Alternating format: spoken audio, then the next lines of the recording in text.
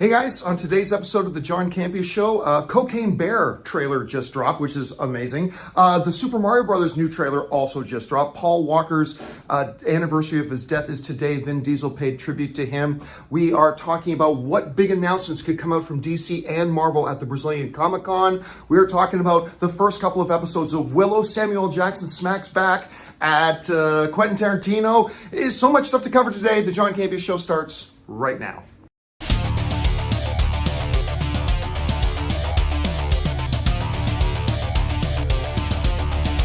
Well, greetings and salutations, everybody. Welcome to the best damn movie-related show on the planet Earth, brought to you in part by Mint Mobile, the John Campea Show, coming from right here on our YouTube channel. I am, of course, John Campea, and it is an awesome honor and privilege, as it is every day, to have you, our international friends, gather around as we talk about our favorite things in the world: movies, movie news, TV, streaming, all sorts of good stuff. Full house here today. We got Mr. Robert Meyer Burnett. Right beside him, Chris Carr is here joining us. Sitting back there, of course, is Ray Ora. Beside him, we got to get the brightness on his camera fixed, by the way. Sitting right beside him is Jonathan Voico, and right beside him, of course, is Taylor Gonzalez. And most importantly, you guys are here. Thank you so much for making this show part of your day. And here's how today's show is going to go. We're going to break it into two parts. In the first part of the show, we're going to talk about some predetermined topics. And in the second half of the show, we're going to take your live comments and questions. If you've got a comment, question, theory, opinion, observation that you'd like us to read and address on the show,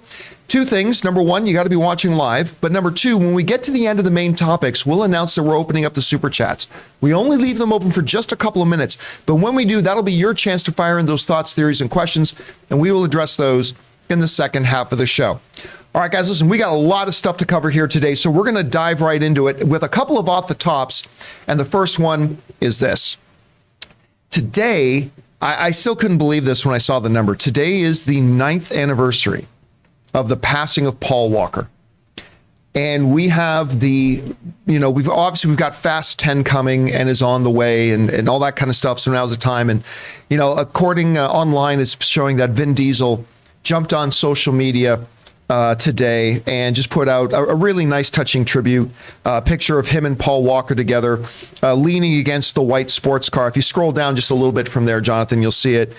And just a very, very simple message that he put out saying 9 years, love you and miss you. We had celebrities pass away before. Heath Ledger wasn't too terribly much earlier than that. And I still remember where I was when I found out that Heath Ledger died. I was in a screening of a Jason Statham bank heist movie at the Lionsgate offices, and me and about 30 other critics came out. We're standing in the foyer of Lionsgate, and all of a sudden I noticed everybody was just staring at their phones like blankly, and that's when the news of Heath Ledger had come out. I still remember exactly where I was when I found out about Paul Walker. I was where I'm heading today, actually. I was in Las Vegas. I was sitting at a poker table in Las Vegas, and in between hands, I looked down at my phone, and I just couldn't believe what I had seen, what I was reading, because it's like something out of a movie. Paul Walker, star of the Fast and the Furious franchise, dies in a high-speed car accident where him and a buddy of his buddy was driving.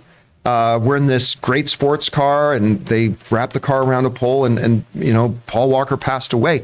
And it was the first time, though, that I remember somebody dying so tragically in the middle of making a movie. Again, the irony was ridiculous, the fact that happened while they were shooting that Fast and the Furious movie.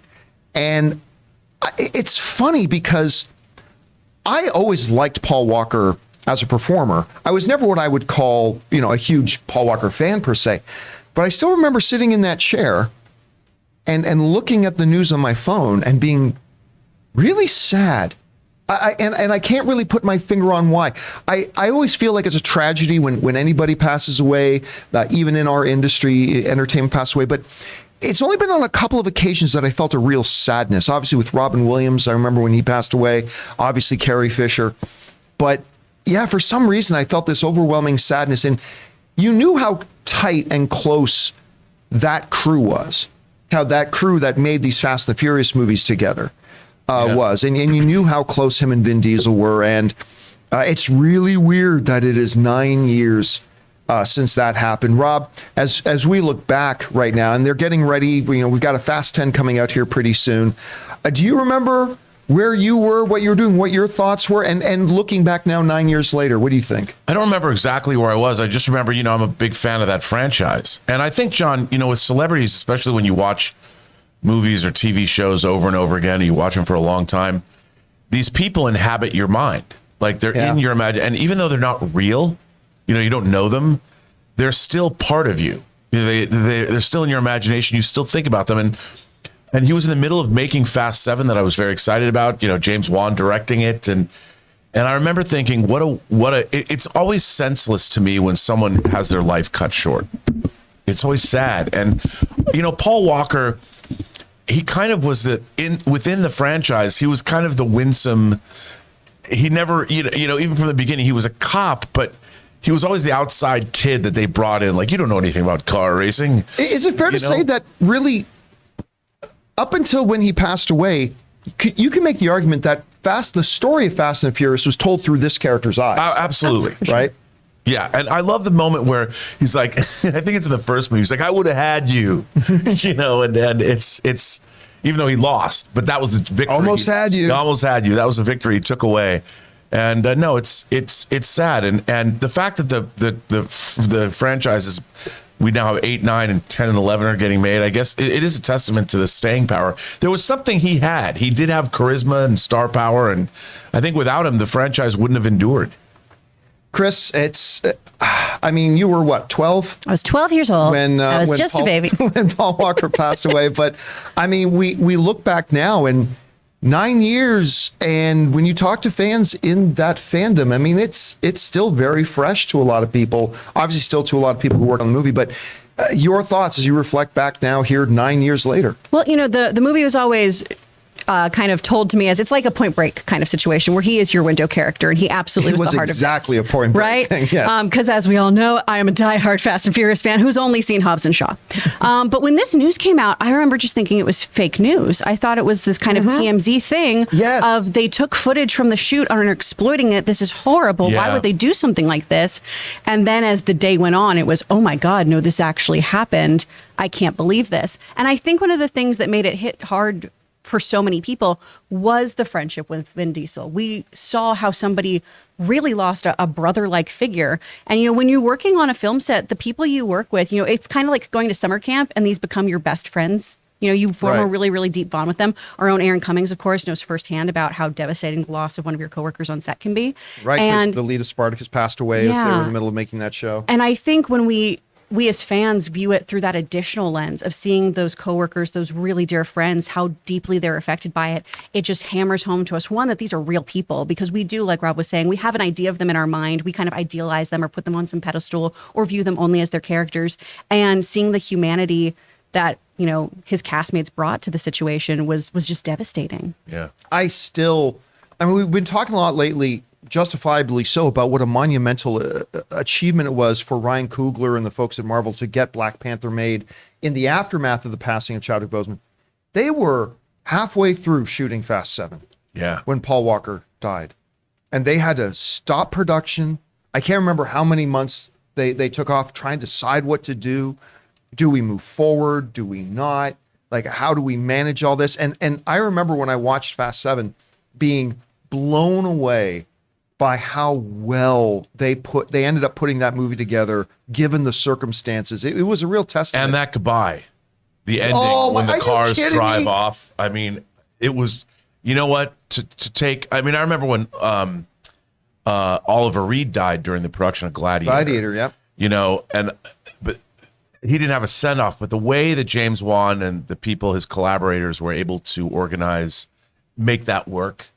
And the fact that what a great emotional send-off. If you had to be in an impossible situation. Dude, I don't know. First of all, the fucking Fast and the Furious franchise has no business coming up with a scene that is actually so emotionally resonant. Yeah. But it was poetically beautiful. Yeah. I remember sitting in the theater and going, when I first could see what they were bringing together on screen, I thought, well, oh, come on, this is a little much. And then 5 seconds later, I'm like, oh, this is a little much. They pull up side by side that not so great CGI fake smile but so powerful. And then that stupid song, Tell You All About It, and the cars go and then they diverge. It's like that. Listen, you can't believe I'm saying this about a Fast and Furious movie. That was high art. That sequence, that scene. Cinema, John. It was cinema. Even Scorsese would have to say that was cinema. Anyway, guys, question is for you. If you're like us, it's hard to imagine it's been 9 years. But what are your thoughts now as you look back on the passing of Paul Walker? We've got another Fast and Furious franchise coming out. Whatever your guys' thoughts are today, jump down into the comments section below and let us know your thoughts. All right, guys. With that down, let's do another off the top, shall we? And that is this. You know, there's a trailer that I've been waiting for. Maybe not as much as the trailer for Winnie the Pooh, Blood and Honey. Maybe not as much as the mean one, Mr. Grinch, the psychopathic killer. But ever since they announced this, which I believe was like 6-7 years ago, this movie was announced, but Elizabeth Banks directing a movie based on a true story called Cocaine Bear. Now, I'm sure there are some creative liberties that have been taken in this movie, but it is based on a true story of a drug run gone wrong, whole ton of cocaine got thrown out of a plane, and a bear got into the cocaine, and madness ensues. Well, today's that day because the trailer for Cocaine Bear has arrived. We saw that the poster dropped for it yesterday, which is usually the harbinger of a brand new trailer coming. And I'm going to give you my quick impressions here. Okay, first of all, my first impression is this is a rather low budget film. You just kind of, I kind of felt half like it was shot on an iPhone a little bit. Not the highest production values. That being said, I had no idea, because understanding that this movie is based on a true story, I had no idea really what the tone of the movie is going to be. I went into this trailer pretty much cold. I had no idea. And the moment that damn paramedic just starts to slowly close the door, I'm like, okay, now I get it. And this is awesome. And this bear doing anything it can do to get its next hit of cocaine it looks like a fun horror film. It looks like a fun early 90s style little horror film. And I mean, seeing Ray Liotta in there, it was really nice to see. But I mean, I was watching this, and at first I thought this looks dumb, and then by the end of it, I'm like, nope, I'm on board. This looks tremendously fun. I loved what we saw. Anyway, Chris, you watched the trailer for Cocaine Bear with me. What did you think of it? I'm so excited because it looks like the best kind of dumb. It is well executed dumb that knows exactly what it is. It looks like Elizabeth Banks has done a beautiful job of capturing just the wackiness and the violence that happens with all this. And it's such a stacked cast too. I mean, you've got Margot Martindale in there. You have Ray Liotta in his final role. You have Scott Cease, who most people know from TikTok as the angry retail guy. He's the paramedic at the beginning. And so I'm so excited to see him doing more work. I think this is going to be really fun and so friggin' weird. Now, Rob, I got to admit, I am a big Elizabeth Banks fan. I've loved her since 40-Year-Old Virgin. I think she's amazing. I haven't been particularly in love with her directorial efforts. That being said, this looks like a lot of fun to me. You just watched the trailer. What did you think? You know what? It reminded me of like when John Sayles was writing the great filmmaker John Sayles was writing movies like, well, there's Piranha and Alligator and Battle Beyond the Stars, kind of these tongue-in-cheek genre movies. That's kind of what this looked like to me. It made me, the first thing I thought of was, did this many people die in real life? I want to know like how many people actually died with the actual events, because I laughed 3 or 4 times in the trailer. This trailer's a hoot. Yeah. It's a hoot. And you know what? I like seeing a trailer that whatever it promises in the title, it delivers. We get a Cocaine Bear. Yeah, bring up that poster again, Jonathan, if you have it available to you. But like when this poster came out, which is a mix between Sin City and 300, yes. I thought, okay, I mean, that's a great representation. But now that I've seen the trailer, I'm like, this poster promised the trailer we got. And this poster completely goes along the trailer, all the cocaine coming off the bear. I loved what I saw there. And by the way, the one line, I don't know why, because if I read this line on paper, I wouldn't think it was funny. But when the kid's in the tree and yelling over to the other guy says, don't worry, bears can't climb trees. I don't know why. I thought that was hilarious. The other guy goes, yes, they can. Oh, it was good. Look at that. Come on. Come on. Who doesn't want to see this movie? And that's what happens when you do too much cocaine. That's right. It's a cautionary tale. It is a cautionary tale. That's the art of Cocaine Bear. It's really a big elaborate cautionary This is tale. a really big part of the DARE campaign. You know? The last remnants of the DARE campaign. All right, guys. Question is for you. Have you had a chance to see this trailer for Cocaine Bear? If so, what did you think of it? I ain't gonna lie, I love this trailer. Whatever you guys thought about it, jump down into the comment section below and let us know your thoughts. All right, guys. With that down, let's get on now to our Mint Mobile hotline question of the day. If you've got a question you'd like us to hear on the show and you'd like to hear your own voice on the show as well, call our hotline number anytime 24/7 at 951-268-4259. And leave your message there and you just might hear it here on the show. So today's hotline question is about the upcoming comic convention in Brazil. Hey, John, this is Scott from North Carolina. With CCXP starting this week, I just want your guys' opinion on what you think we could get updates on. What do you guys think the chances are we could get updates on any future Marvel or DC projects, or perhaps maybe even the possibility of Sony and Marvel announcing a new deal for Spider-Man? Thanks, and I love you guys. All right, thanks a lot for calling that in, Kyle. So today, I believe, one of probably the fastest growing Comic-Cons in the world, CCXP, formerly known as Comic-Con Experience, so they shortened it up to CCXP, in Brazil. And year after year, this convention has been getting bigger and bigger and bigger, not just in terms of the crowds. People fly in from all over the world to go to this one, much like it under San Diego Comic-Con. But studios have been going and bringing their bigger and bigger and bigger stuff to it. So all eyes right now have been turning towards that. And we're getting presentations by Warner Brothers and Marvel and Disney and stuff like that. And so, great question. What are the sort of things that we think could get announced? Now, look, we as fans are known to, justifiably so, get really ahead of ourselves when whether it's a Comic-Con or a New York Comic-Con or a D23 or whatever, about wanting the world, the heavens to open up and have these big reveals come down. Maybe yes, maybe no. But what realistically do we think we can see coming out of CCXP? Well, first of all, a little bit of an unfortunate update. James Gunn did confirm on social media that he's not going to be there this year.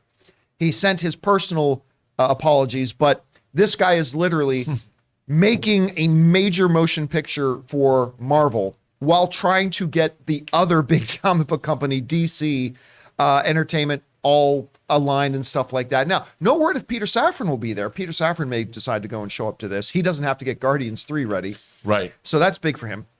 Well, let's start on the Marvel side. There's a few things that I've been hearing. One whisper I've been hearing, and again, I don't think there's necessarily any credibility to this. This is just a whisper I've heard. So yeah, don't take this to any sort of bank, but it does kind of line up. I've been hearing some whispers that we might get our first teaser trailer of the Marvels coming out at CCXP this week, which actually might even be, I think Marvel's presentation might be tomorrow. I'm not sure exactly, but I think that is there, which would be incredibly exciting. I mean, listen, I am a fan of Captain Marvel. I don't think Captain Marvel was top tier MCU, but I actually quite liked it. I thought it was a really well done movie. I love Ms. Marvel. I think Ms. Marvel is the very close to first, not quite first. That's WandaVision. But I think Ms. Marvel is close to first of the best thing Marvel's put on Disney Plus so far. I think it was, I love that show. Like, it's hard for me to put into words how much I like that show. So to see her actually come in and be on the big screen, I think is great. I think the Monica Rambeau character is going to be a lot of fun. So I'm really looking forward to that. And if they do give the first trailer for that, I'm going to be quite excited. I'm going to be quite excited to see that. I am not expecting any sort of announcement about Spider-Man, barring Sony doing a presentation and talking about their Spider-Man stuff, particularly Across the Spider-Verse. And what's the name of the other one?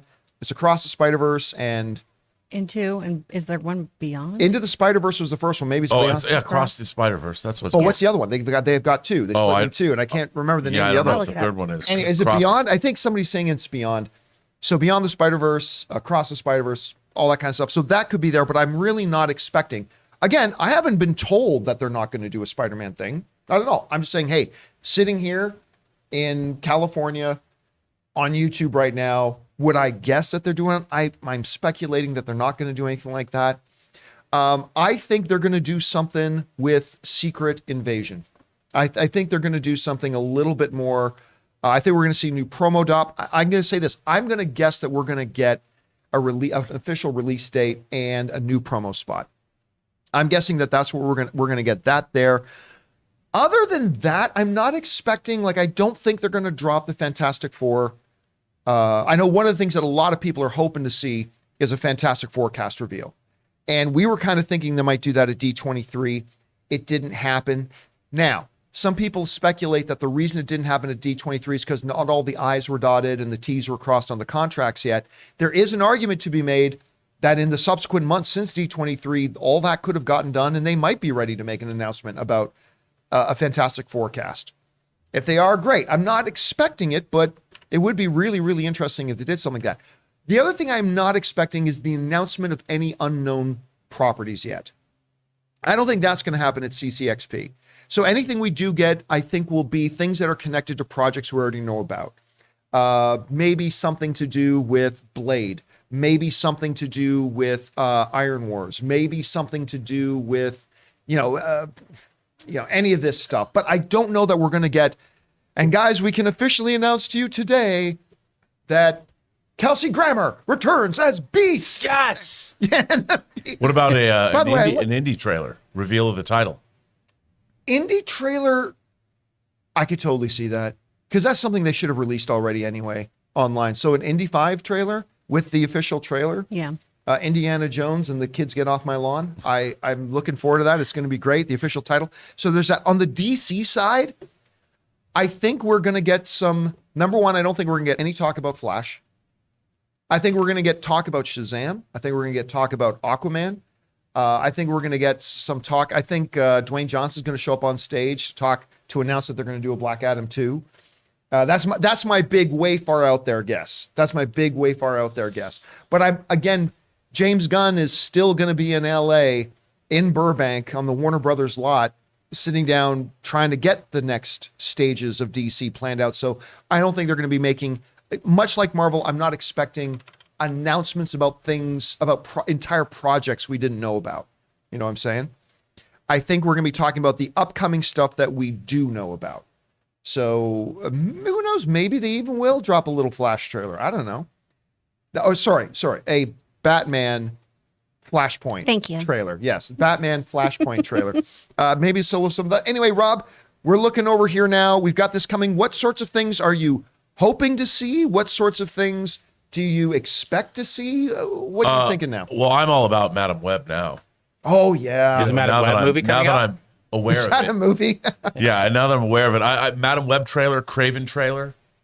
Look, I'm really interested. Craven. Because they showed us Craven, a little bit of Craven footage all the way back in April. Yeah, I mean, come on. Where's that trailer? Can we have the Craven? Yeah. We should have the Craven second. Do the Craven second trailer where we review every second. Do they bring Jared Leto out on stage to make a surprise Morbius 2 announcement? Yeah, who knows?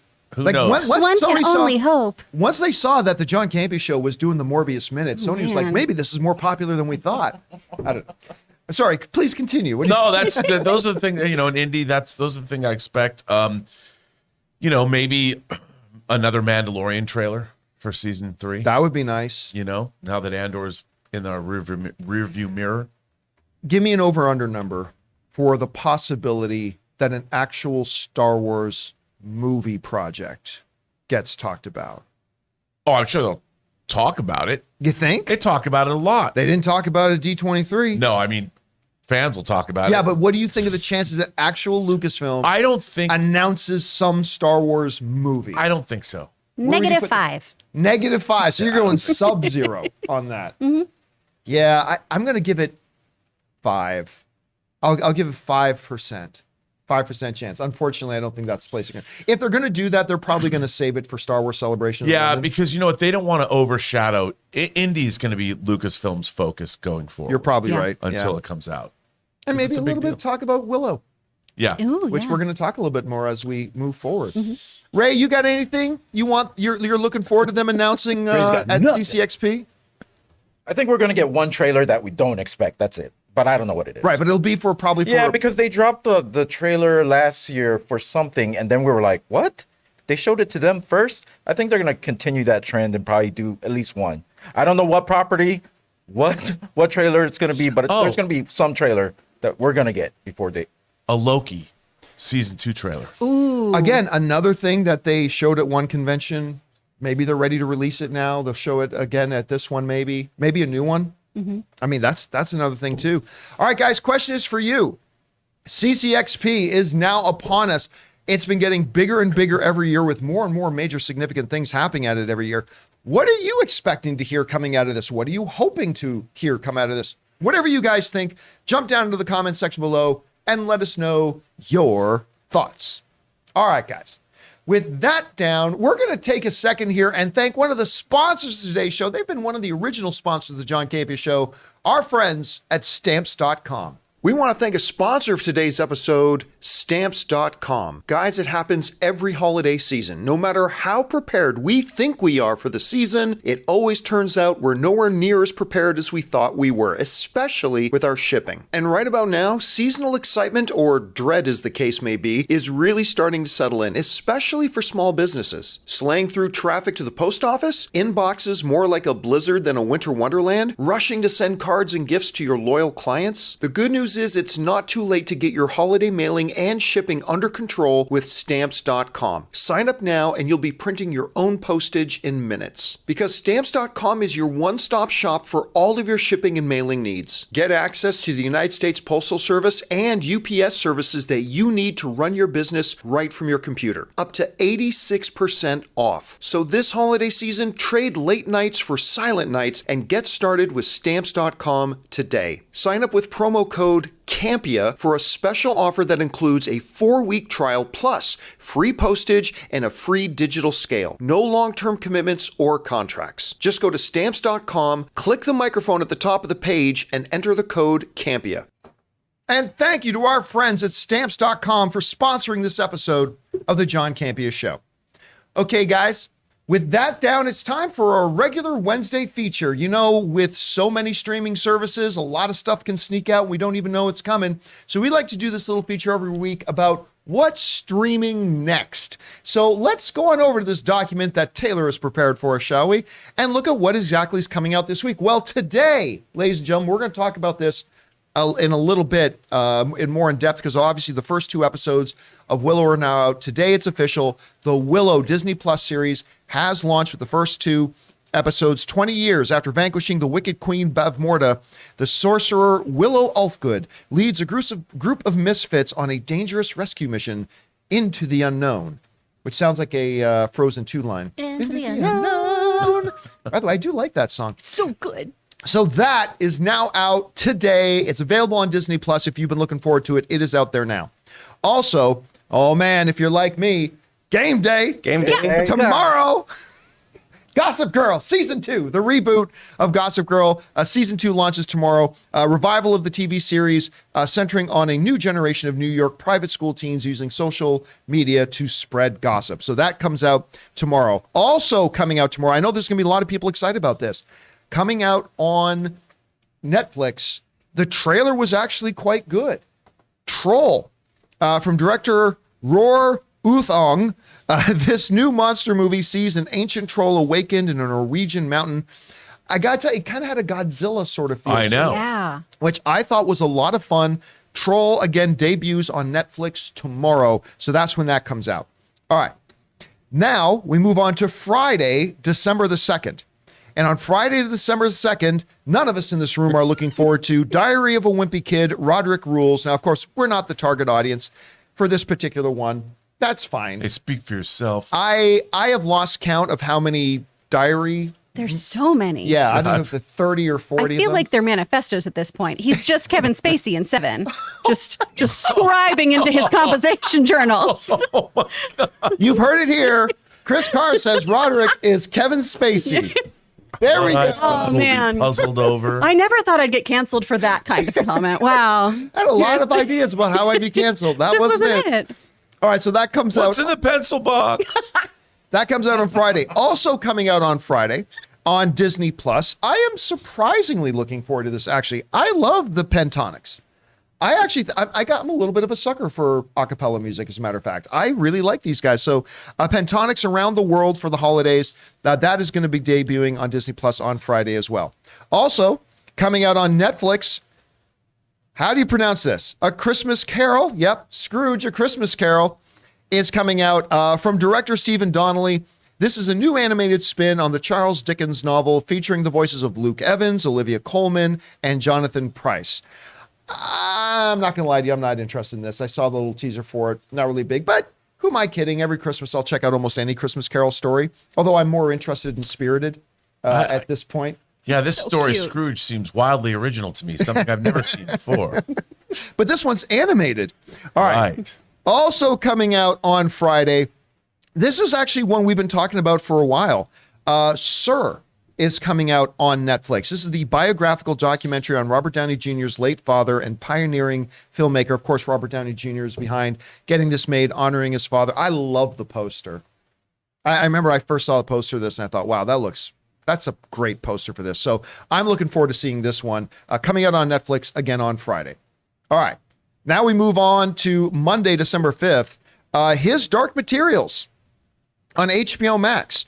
A young girl is destined to liberate her world from the grip of the magisterium, which repress people's ties to magic and their animal spirits. Now, is this the newest season? Is that what this is? The newest season. The newest season that's coming out. I know a lot of people are really, really big into His Dark Materials. We'll be excited about this. Again, that's Monday, December 5th, this coming Monday on HBO Max. And that's it for the What's Streaming Next. Rob, let's take Willow out of it, because we're going to be talking about Willow here in a bit. Is there anything on this list that's particularly standing out to you that you're looking forward to? You know what? The Robert Downey Jr. documentary, because I'm a fan of Robert Downey Sr. He was even in To Live and Die in L.A. So I'm very, very curious. I mean, I'm a sucker for relationship stories between fathers and sons. Yeah. And this looks pretty interesting. You know, when a son is looking, I mean, Robert Downey Sr. was a pioneering filmmaker. So it's going to be really interesting to see how that dynamic works. Right. And by the way, I misspoke. It's not Sir, it's Senior. Right. The name of it's Senior. Anyway, Chris, what on this list is standing out to you? Is it Scrooge because you're the Christmas girl? I do love Christmas things, and I will watch it, but I will say I'm kind of about this one. I watch everything, though. I just watched that, like, horrible Christmas song one with Freddie Prinze Jr. last night. If it's a Christmas movie, I will watch it. I just might not be happy about I've it. actually heard Sorry, not Freddie. bad things about that one. At least everybody's saying it's better. What's the other one? The Freaky Friday girl? The Lindsay Lohan one? Oh, it's so much better than that one. Yeah, I've heard it's much better Yeah, than the but Lindsay like the Lohan. magical Christmas song they write together, I'm like, this is fine. This isn't gonna like blow anyone's hair back, but okay. But you know, I'll probably tune into this. Senior is the one I'm much more interested in. Troll, I'm really excited about. I mean, I don't want to poo-poo on other people's enjoyment, but I'm very confused about Gossip Girl getting a season 2. I couldn't get past the second episode. They tell you who Gossip Girl is the first episode. And it's an adult, which you're like, well, this is bullshit. What a petty human being. That's a misdirect. Come on. Yeah, well, I guess. By the Maybe way, if I I do hung wanna in see this there. too. But yeah, Troll looks friggin' wicked. Great. I'm excited about it. I'd say for me, it's probably Troll. That's the one this week that's really got my attention. All right, guys, question is for you. Which of these things that are coming out on streaming this week are you most looking forward to? Maybe all of them do, maybe none of them do. Which one stands out to you the most? Whatever your thoughts are, jump down to the comment section below and leave those thoughts there. All right, guys, with that down, let's now move into our main topics today here, shall we? And how do we select our main topics on the John Campea Show? Well, that's simple. That's where you guys come in, because you guys come up with our main topics. Whenever you come across a big topic, issue, or story that you guys feel we need to cover as a main topic here on the show, just go anytime 24/7 over to www.thejohncampeashow.com/contact. Once you guys get there, you're going to see a form. Fill it out with your topic or question. It's absolutely free. Hit submit, and then maybe, just maybe, you might see your submission featured as a main topic here on the John Campea Show. With that down, Chris, what is our first main topic today? Our first topic comes from Box Office Fan. It's Oscar season around the corner again, and we have one of our first submissions. Disney has submitted Wakanda Forever for Best Picture and released a poster. And who is the main figure on that poster? Black Panther? Nope. Angela Bassett. Sounds like she may be getting a big Oscar push by Disney. Do you think Wakanda Forever will get the nod, and do you think Angela Bassett will as well? All right, thanks a lot for saying that in, Box Office Fan. And yeah, 'tis the season for ramping up them Oscar for your consideration pushes, where they start pushing out the marketing. The billboards are starting to pop up down around Beverly Hills. You know, everybody wants to get their project and their movies on the front of potential Oscar voters. Yeah, I saw this. So Jonathan, let's bring this up here. I saw this thing that they put out, and if you scroll down, you'll see their social media posts where they literally, here it is. There it is. This is their social media post, their best picture. This is their poster for their for-year consideration for Black Panther Wakanda Forever. And you're right. It is a little interesting when you note it ain't Black Panther. They're featuring on it. Rather, it's Angela Bassett. This makes sense to me because she is your frontrunner. Like, out of any potential nomination coming out of Black Panther Wakanda Forever, that's it. A lot of the awards sites, a lot of the awards trackers are projecting that Angela Bassett is indeed going to get a nomination for Best Supporting Actress at the Academy Awards. No character, no actor from any comic book movie ever has won Best Supporting Actress for a comic book movie. So this would be unique and a first for something like that to happen. So I think it makes a lot of sense that you put your best foot forward. Angela Bassett is your best foot forward. Everybody in Wakanda Forever is wonderful. I'm particularly taken with Winston Duke. Winston Duke's great. As Tenok's M'Baku. great. I loved him in that. But I mean, she is your best foot forward. She's incredible in this movie. And what a great ambassador for the film as a whole. Yes. I mean, exactly. And she, like, look, she's royalty in Hollywood too, right? So And a previous Oscar winner. Now, as far as the question that they ask, could Wakanda Forever get the nod? It's a fair question. And there's a lot of emotion surrounding this. The last film did indeed became the first comic book movie ever to be nominated for Best Picture at the Academy Awards. Fair question. I don't think so. I remember looking at the first reactions of people coming out, and I noted that everybody was very positive on the movie, but a number of them went out of the way to mention, now this one's not getting a Best Picture nomination. Right. And after watching it myself, I thought the first one was significantly better than this one. I did enjoy this film. I think this is a good movie, and what Ryan Coogler was able to accomplish, given the circumstances, is Herculean. But I don't see a reality where Wakanda Forever gets a Best Picture nomination. I think its best hopes lie with Angela Bassett, and I think those are strong, strong hopes. Anyway, Chris, you're seeing that they're starting their Oscar campaign for this one. And listen, studios will do at least some degree of Oscar campaigning for most of their movies. Oh, So absolutely. this isn't anything special, but it is interesting they're leading off with Angela Bassett. Do you think Wakanda Forever could get a Best Picture nom? And is Angela Bassett really their best hopes of an Academy Award this year? I absolutely think Angela Bassett's going to get a nomination. I think she's incredible in this film. She is so powerful. Every moment she is in frame, she is just a powerhouse in this film. And it makes sense that they are pushing her forward. The film as a whole, I don't think it will actually land the nomination. It's going to get a Golden Globe nomination. It's not going to get an Oscar nomination, in my opinion. This is a Will really they list it stacked- under musical and comedy? At the Golden Probably. Globes? Probably will. Probably. They'll do some bullshit. But I am excited to see that they're also talking about the cast as a whole. You know, there's going to be a push, at least with the SAG Awards, for this to get Best Ensemble as well, which I think is very well deserved. I could see that. I could totally see this getting a nomination for Best sure. Ensemble. And to your point, too, of everyone pushing their films forward, when you are part of the nominating committees, like every single film, for the most part, puts their hat in the ring and says, you should nominate us. I mean, Cocaine Bear next year is going to have a push, you know? So it doesn't always mean like this movie is for sure going to get a nomination just because a studio is behind it. A studio wants to get these awards, right? They're just happening to move with their best foot forward when they pick someone like Angela Bassett. And Rob, we've talked about this before too, is that a lot of directors and actors, whatever, will have it in their contracts that you've got to do a 4-year consideration campaign. Like, not only are we making this movie, you got to do a 4-year consideration campaign for this. But anyway, Rob, we pass the question on to you.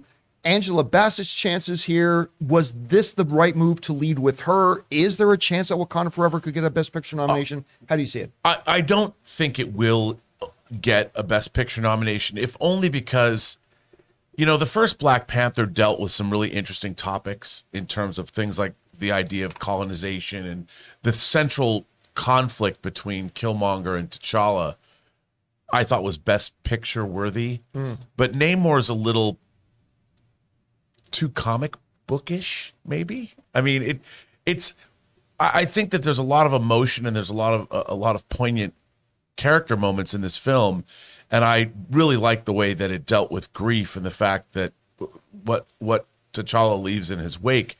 I thought that was really, really good, but it's also kind of a goofy comic book movie more so than the first one, even though I really liked it. But I wouldn't say it was a best picture. Just because of the subject matter, everything. Grief is great in terms of being something to really grab a hold of and be dramatic.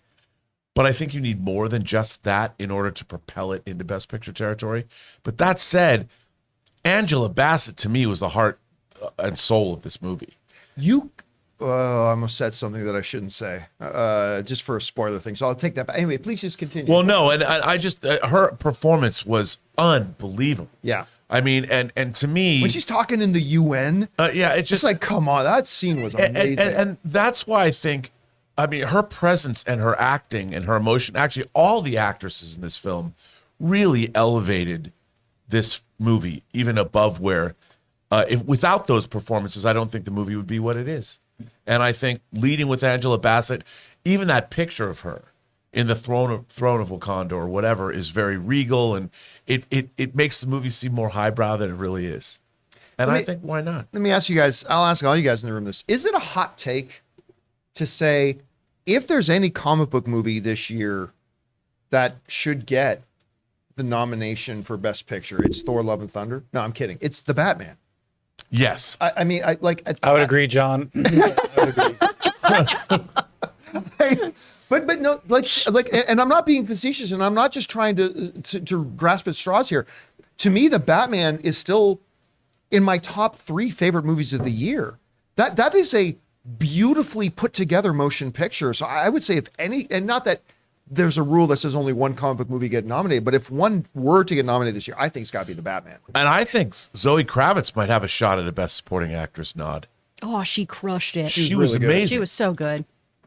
Yeah, so I don't know. Guys, question is for you. What do you think about all this? They're starting their big 4-year consideration push for Wakanda Forever, and they're leading out with Angela Bassett. Do you think that Angela Bassett can get a nomination? A lot of the award sites think she can. Do you think the movie itself can? I'm not feeling it, but maybe you do. What do you think would be the best alternative if they were going to nominate a comic book film this year? Whatever you guys think, jump down into the comment section below and let us know your thoughts. All right, guys.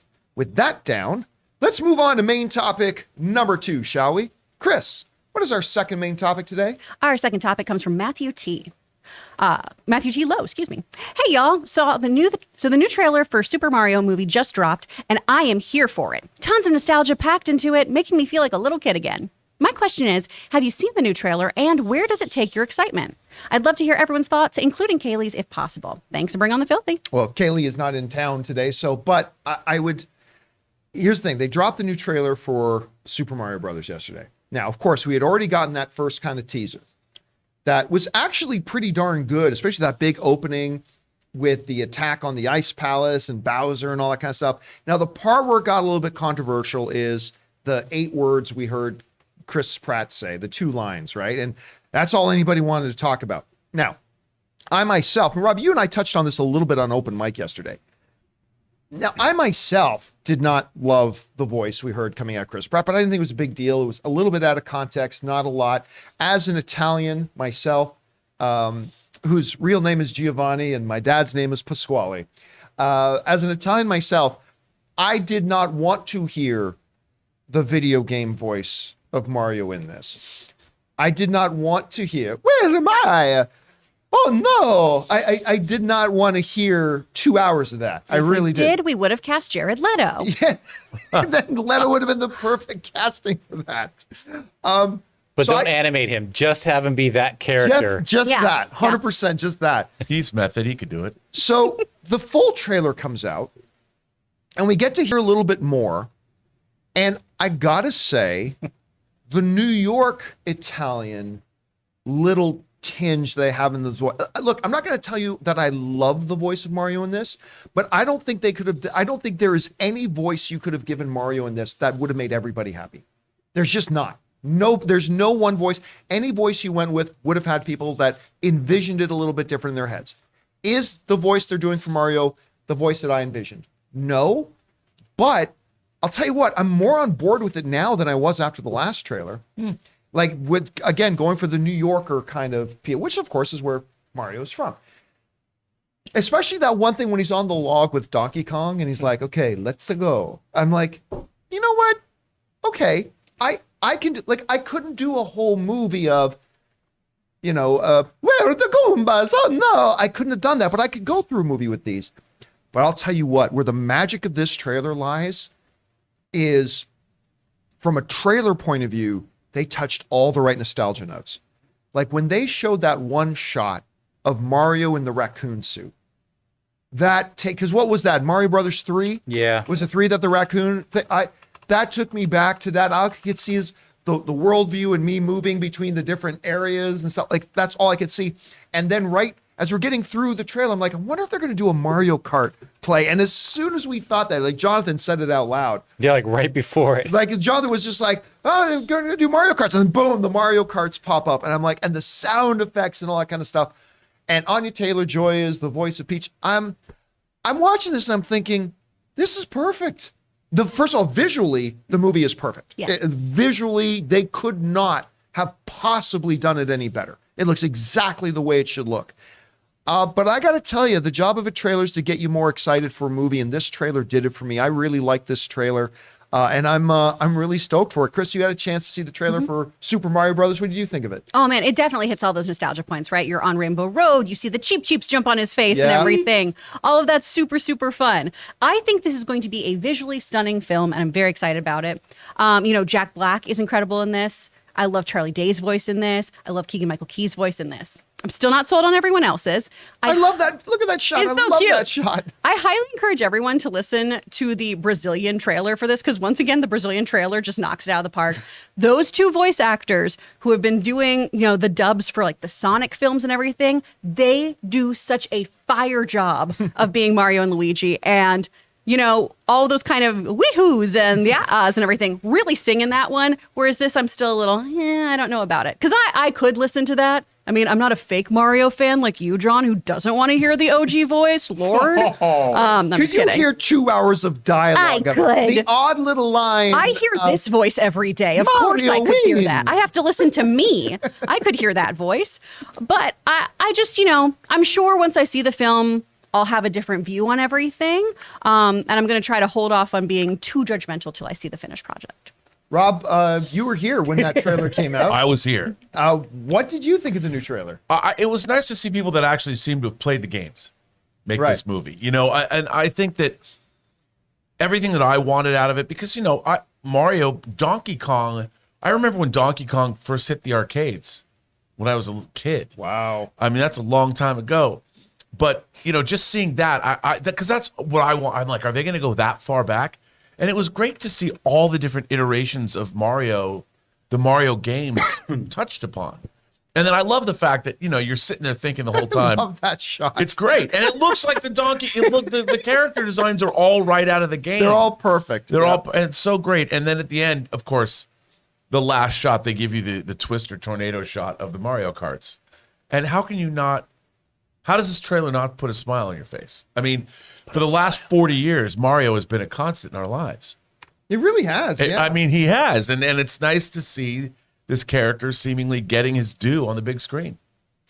All right, guys, question is for you. Did you have a chance to see the Mario Brothers trailer? I got to admit, I think it's a winner. I really do. I had been skeptical about the movie and all that kind of stuff. I liked what I've seen. I think Rob puts it great. It's touching on all the right emotional notes too, all that right nostalgia. It looks like it's going to be really entertaining to me. What did you guys think about it? Whatever your thoughts were, jump down to the comment section below and leave those thoughts there. All right, guys. With that down, we're going to take a second here and thank another sponsor of today's show, the makers of my favorite shirts, our friends at True Classic. We want to thank the sponsor of today's video, True Classic. The holidays are here and there is plenty of t-shirt cheer thanks to our sponsor, True Classic Tees. Guys, we have the perfect gift for your wish list. True Classic Tees are a gift for you, for her, and a great present for any guy in your life. True Classic is on a mission to maximize men's confidence by making them look good. Get 25% off True Classic with my exclusive link, trueclassic.com/Campea, and the discount doesn't stop there. You'll save even more during their site-wide sale. Guys, like most of you, I have always struggled with finding the right shirts for me. Either they're not all that comfortable or they don't fit me all that right. Well, the best thing is that True Classic's team has designed t-shirts to make guys of all sizes feel confident in their clothing. These shirts taper off towards the bottom, but they fit tighter around the chest and shoulders. This is the perfect look that can be achieved by every body type. And they offer other menswear as well, ranging from polos to workout shirts designed to keep your body feeling nice and comfy. So guys, get 25% off at trueclassic.com/Campea. Free shipping included on purchases over $100. That's 25% off at trueclassic.com/Campea. And thank you to our friends at True Classics for making my favorite shirts and for being a sponsor of the John Campea Show. Remember, guys, when you support our sponsors, you're actually supporting us. So make sure you go down into the description of this video, and right at the top, you'll find links to all of our sponsors and the promo codes. And again, thank you to True Classic. All right, guys, with that down, we've got a breaking story. and it's not a huge story, but it's something really interesting. Now, one of the more active guys in Hollywood on social media, you got a couple of Ryan Reynolds, Dwayne "The Rock" Johnson. One of the more active guys who really engages with his fandom is James Gunn, the new co-CEO and chairman of the brand new DC studios. And Taylor just pointed out, as we were taking a little bit of a break there, that he just put up something kind of interesting on social media. And Jonathan, let's bring that up. He put up this tweet simply with the words, "making plans," with, of course, Superman being dead center, front and center in there. Now, obviously, this clearly is an image of a group of people making plans, but still, Rob, somebody wrote in yesterday saying that, hey, that's an even better look at it, saying, they're saying Henry Cavill is saying that they haven't actually signed any contracts yet. Maybe he's not going to be front and center. And there's no way you're having The Rock coming out there publicly speaking about it so much. There's no way Henry Cavill goes on social media to make an announcement that I'm back as Superman. Yeah, maybe certain contracts aren't signed yet, but it's all happening. And if you've got the CEO of DC Studios putting out a thing saying, making plans, and in the image you decide to put up there is Superman right front, dead and center, the Kingdom Come design of Superman, by the way, which is one of the greatest Superman designs of all time. Look at DC Comics reply there with Batman above your image, right above you. Yeah, that's DC Comics that made that. Oh, I love that response that they put up there. That's terrific. Also, if you notice what's in the foreground, that's Green Lantern. Mm-hmm. That battery, that table, that's the image of, the power battery of Oa. So you've got, there's a lot of stuff. Anyway, There's a Rob, lot there. Look, this could very well be James Gunn just saying, I'm here making plans, and has this great image of it looks like a bunch of people making plans. But we as movie fans, we love to dig and maybe see things that aren't necessarily meant to be there. But I'm looking at this, I'm seeing Superman front and center. I don't know, what are you taking away from this tweet that James Gunn just put out? If you look at Superman, look who's reflected in the image. Oh, yeah. Oh, I didn't. Yeah, that's right. The Shazam reflection. Dang. I mean, obviously. Well, that's a Kingdom Come thing. Yeah. Right. There's a lot of things here. You could say it's the Justice League. You could say you've got Phantom Stranger in the back there. There's this could mean many different things. But the first thing the obvious one, Occam's razor, it's about Kingdom Come. Maybe they're going to announce that's their big plan. Remember, I was the one fronting for that. That's what I said they should do. But whatever this is, John, it's interesting. Chris, James Gunn, obviously it is our job as movie fans to dissect and try to find any little thing and find meaning in any little thing that happens. But this James Gunn tweet that he puts out. What are you taking away from this? I mean, I think it's very interesting to show this Kingdom Come image because I think it speaks to the broader scope of what the DCEU wants to be. I don't think we're going to come out of the gate swinging with this one. We have to establish a few things. No, that's when I said making plans to get to that. For sure. Wouldn't that be like a 20-year plan, though, to get to a Kingdom Come? 10 year. I think so, yeah. I think it could be much shorter. And Rob, correct me if I'm wrong here, too, because I believe this is the lithograph that was for the 25th anniversary, not an actual image from. That's what it looks like, yeah. Thank you. So this isn't revealing a plot point or anything, but it is, I think, showing us who they want to make front and center in the DCEU as well. Leading off with Superman, having our known heroes there as well, but I think playing around too with some of these other tertiary characters who might not be as well known to people. Kind of like how Marvel took the B-sides approach when we had Guardians and other characters show up. I can see them doing that, especially with someone like James Gunn behind it. Well, yeah, I was going to ask, who's the king of the B-side characters? It's James Gunn, right? We had a Peacemaker show. Yeah. I know, very interesting stuff. Anyway, guys, question is for you. What do you think about this tweet that James Gunn has just put out? I mean, I love reading into stuff. So is that all we're doing, just reading into it? Could there be deeper meaning there? Is he basically saying, guys, Superman is going to be a cornerstone of our thing? I don't know. Whatever you guys think, jump down into the comment section below and let us know your thoughts. All right, guys, with that down, let's get back on track here with our main topics and get into main topic number 3. Chris, what is our third main topic today? This one comes from AJ.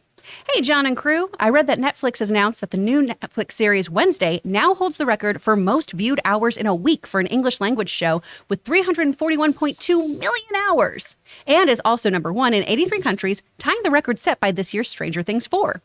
Is this a good sign for Netflix, and how soon before we get an announcement for Wednesday Season 2? Thanks, and I hope y'all have an amazing day. All right, AJ, thanks a lot for saying that in. And yeah, listen, this Wednesday series, of course, being done by Tim Burton. I'm not a big Tim Burton guy. There's a few movies of his that I really like, but I'm not generally what you would call a big Tim Burton fan. But I'll tell you, when those trailers for Wednesday came out, I was like, you know what? This looks really good. And I'm starting to really like Jenna Ortega in stuff. So I thought this could be interesting. Now, I haven't started watching the series yet. My wife is 3 episodes in. Anne is 3 episodes in, and she is loving it. She's waiting for me right now to get caught up. So I'm going to get caught up on this thing pretty soon. But did anybody see coming that this thing would surpass Stranger Things? This comes just from the folks over at Deadline who write the following. Wednesday has summoned a new record for Netflix. The Supernatural series drew a whopping 341.23 million hours viewed in its first week on the streamer, soaring to the top of the TV charts. It now holds the record for most hours viewed in a week for any English language TV series on Netflix. Impressively, that beats Stranger Things Season 4, which previously held that title. At its peak, the first 7 episodes of Stranger Things 4 notched 355 million hours viewed in their first full week on the service, and second week in the top 10. The current all-time record holder, like English speaking or not, is Squid Games with, look at this number, 571.8 million hours viewed in its peak on Netflix. All right. This is one that catches me really by surprise. I am looking forward to Wednesday. I've really liked the trailer. I did not think there was that kind of interest in it. Now, so I don't know if these numbers are a reflection of just how good the marketing was. I don't know if these numbers are a reflection of how much people really deep down love the Addams Family. I don't know if this is a result of there not really being a lot in theaters otherwise that people are going to. Maybe not a lot right now on TV that people are watching otherwise. I don't know. But this catches me by surprise. Rob, you see this. How did Wednesday become the most viewed show in its first week of release, like surpassing things like Stranger Things? Well, I mean, I think that, first of all, you know, the Addams Family movies that came out, in the 90s? Those are pretty beloved films. That Tim Burton, the fact that the Addams Family as a brand goes back many decades, you know, all the way back to the 60s, really, and even before that. So I think that we might have underestimated, or maybe not us, but other people underestimated that this has broad appeal to many generations of people. And from the trailers, it looked fun. I mean, it looked good. I haven't watched it yet, but I think that there was nothing that was unappealing about the show. And clearly, this has appealed to a great many people because you and many different demographics are watching the show, which is what Netflix wants. That's the only way I could explain it, I guess. Chris, look, as somebody who's really liked trailers, I'm shocked at these numbers. Yeah. Like completely shocked at these numbers. What do you chalk it up to? Well, as our resident Tim Burtonite and made out of clay by him himself, I friggin' love the show. And it goes back to it banking on beautiful nostalgia, but executing it so well for a modern audience. My parents were really excited about this because they loved the original show. My mom loved that show. Addams Family Values from 93 is one of my favorite movies. I aspire to be cast as a Debbie Jelensky type character. She is on my like mood board for my manager of just like, this is the kind of shit you should get me. And this is just done so well. Jenna Ortega is incredible in this. She learned how to play cello. She choreographed her own dance, which is one of the most memorable moments of the entire season. It's a great, fun little mystery along the way.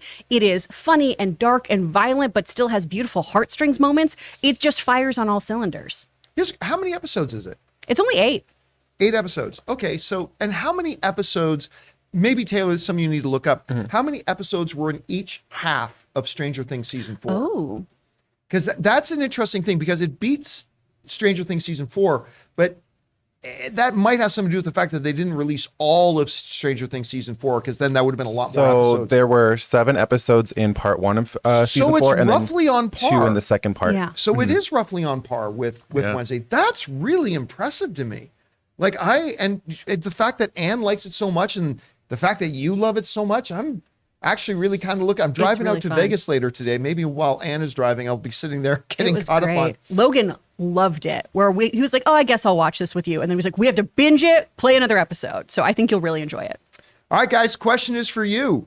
What do you think about this? Have you guys been watching Wednesday? If so, what do you think about it? But really, who could have seen this coming, that it surpassed Stranger Things as the #1 English speaking thing in this first week? That is absolutely insane to me.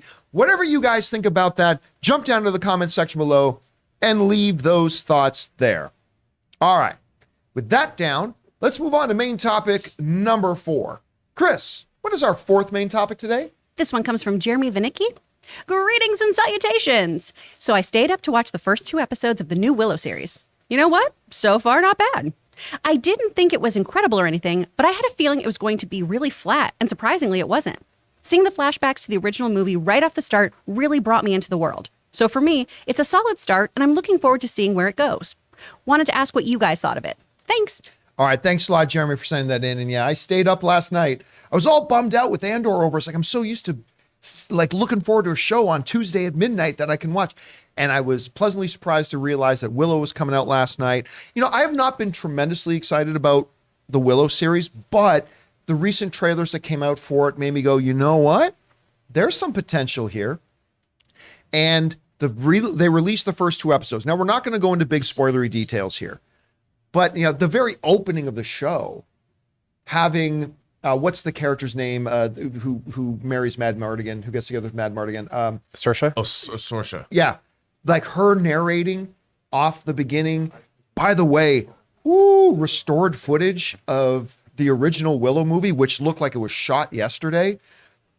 Seeing Val Kilmer, old footage of Val Kilmer, and then setting up the story. You're right. The way they started that series made me go, I already feel like I'm at home here. This is I really like the way they introduced that whole thing and set that whole thing up. I thought that was great. And I'm a big fan of Warwick Davis. I mean, this guy, whether he's doing comedy or whether he's just doing interviews or whether he's, characters, I just think he's tremendously entertaining. I didn't like it. I didn't like it. There is nothing in Willow. And listen, let me say right now, I understand I'm in the minority here because I'm reading a lot of the critics like it. I'm reading a lot of fan reaction. A lot of fans seem to really liked it. For me, nothing what I would say that was offensively bad about it. It's just that I watched it and it just felt like this is such a standard fantasy story. And, the princess is betrothed, but she doesn't want to marry the betrothed. She's already in love with somebody else and blah, blah, blah. It's like, okay, well, I've seen that before. You know what it was? It just lacked magic. And I'm not talking about literal magic like sorcery in the movie. I'm talking about that There's something about movies like this, whether it's Princess Bride or something like that, where you're just watching the story and there's something magical about it. And it's an X factor that it's hard for me to quantify and put my finger on, but nothing about it dramatically felt particularly compelling. Nothing about it from a fantasy point of view felt particularly compelling. My favorite moments were Warwick Davis being on screen. Again, and I have no... And it takes a while to get there. It does take a while to get there. And I particularly don't have any qualms with any performance. I actually thought Tony Rivoli in it from the Spider-Man films, I actually really quite liked him. I liked all the performances. I think all the performances were quite good. But I got to the end of the second episode and I was just, I don't think I'm going to watch this anymore. Again, I didn't hate it. I didn't think there was anything offensively bad about it. I just found the lack of anything particularly magical about it. It was just kind of flat for me. Anyway, Rob, you had a chance to see the first couple of episodes of Willow. What did you think about it? I thought tonally it had an issue because they're speaking in current day vernacular and then they're not. You know, it seemed to me like it wasn't taking itself seriously. And even the way they kind of set up these two relationships with people, like teen entanglement relationships. And I'm like, that's an interesting way to go, I guess. But it was little CW. It was really CW. And I'll tell you something else. I didn't like the production design. It looked like it was a CW show. I guess I'm so used to the reality of, say, Game of Thrones. You know, they're shooting in Dubrovnik or down in Spain. This all looked, I mean, I love the landscapes and all that, but it looked, I didn't buy it. I didn't believe it. I didn't even believe the people's haircuts. I'm like the, you know, this guy, the brother in it, he looks like a rock star. He's got this fop of hair, and I'm like, what are you, Jim Morrison? Like, what's with you, dude? And I'll tell you who. And Joanne Whaley was great. I loved her. Yeah. I mean, I'm like, what show are you in? It felt like every time they introduced a new character, like Joanne Whaley was great, and like her Kingsman guard, whatever, he was great. His voice. Yeah, I mean and then there's this evil gets into the castle, and I'm like, oh, we're in a different show now. We're in a show with actual, and then it goes back to, it was just all over the place, and I appreciated the first episode was almost an hour long. You know, that was interesting, and I just kind of wondered again. It felt like they didn't have a total handle on what show they were making. And I liked some of it, but I'll tell you this. I think we're going to get a lot of think pieces on YouTube about what they say this show, what's contained in it in terms of its politics and things like that, which I was like, oh, great. I didn't see any politics in the show. Oh.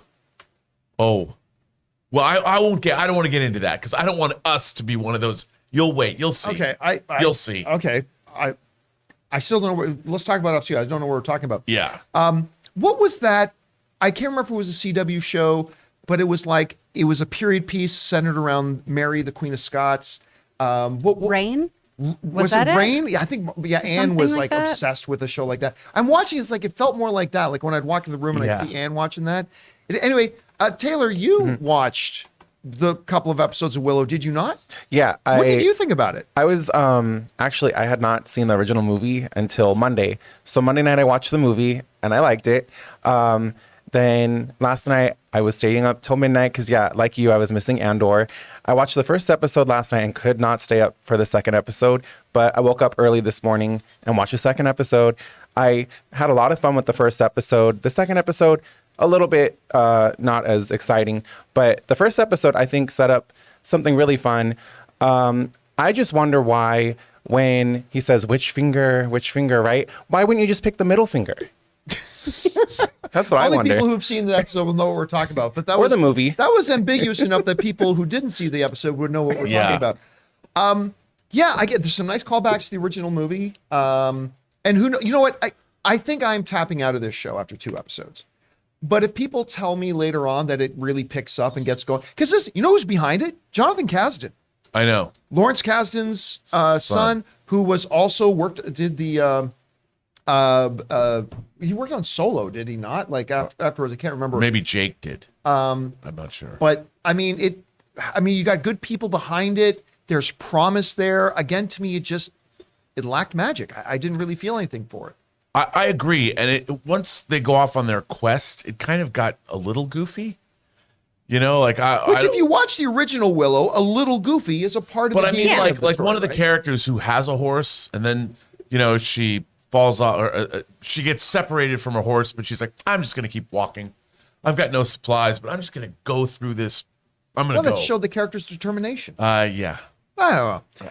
All right, guys. I wasn't a big fan of it. Question is, I think a lot of people were, though, from the reactions I'm seeing online from different people. What did you think of the first couple of episodes of Willow? Maybe you were all on board with it. Maybe you really liked what you saw. Maybe you're like me and it kind of fizzled for you. Whatever you guys thought about it, jump down to the comments section below and let us know your thoughts.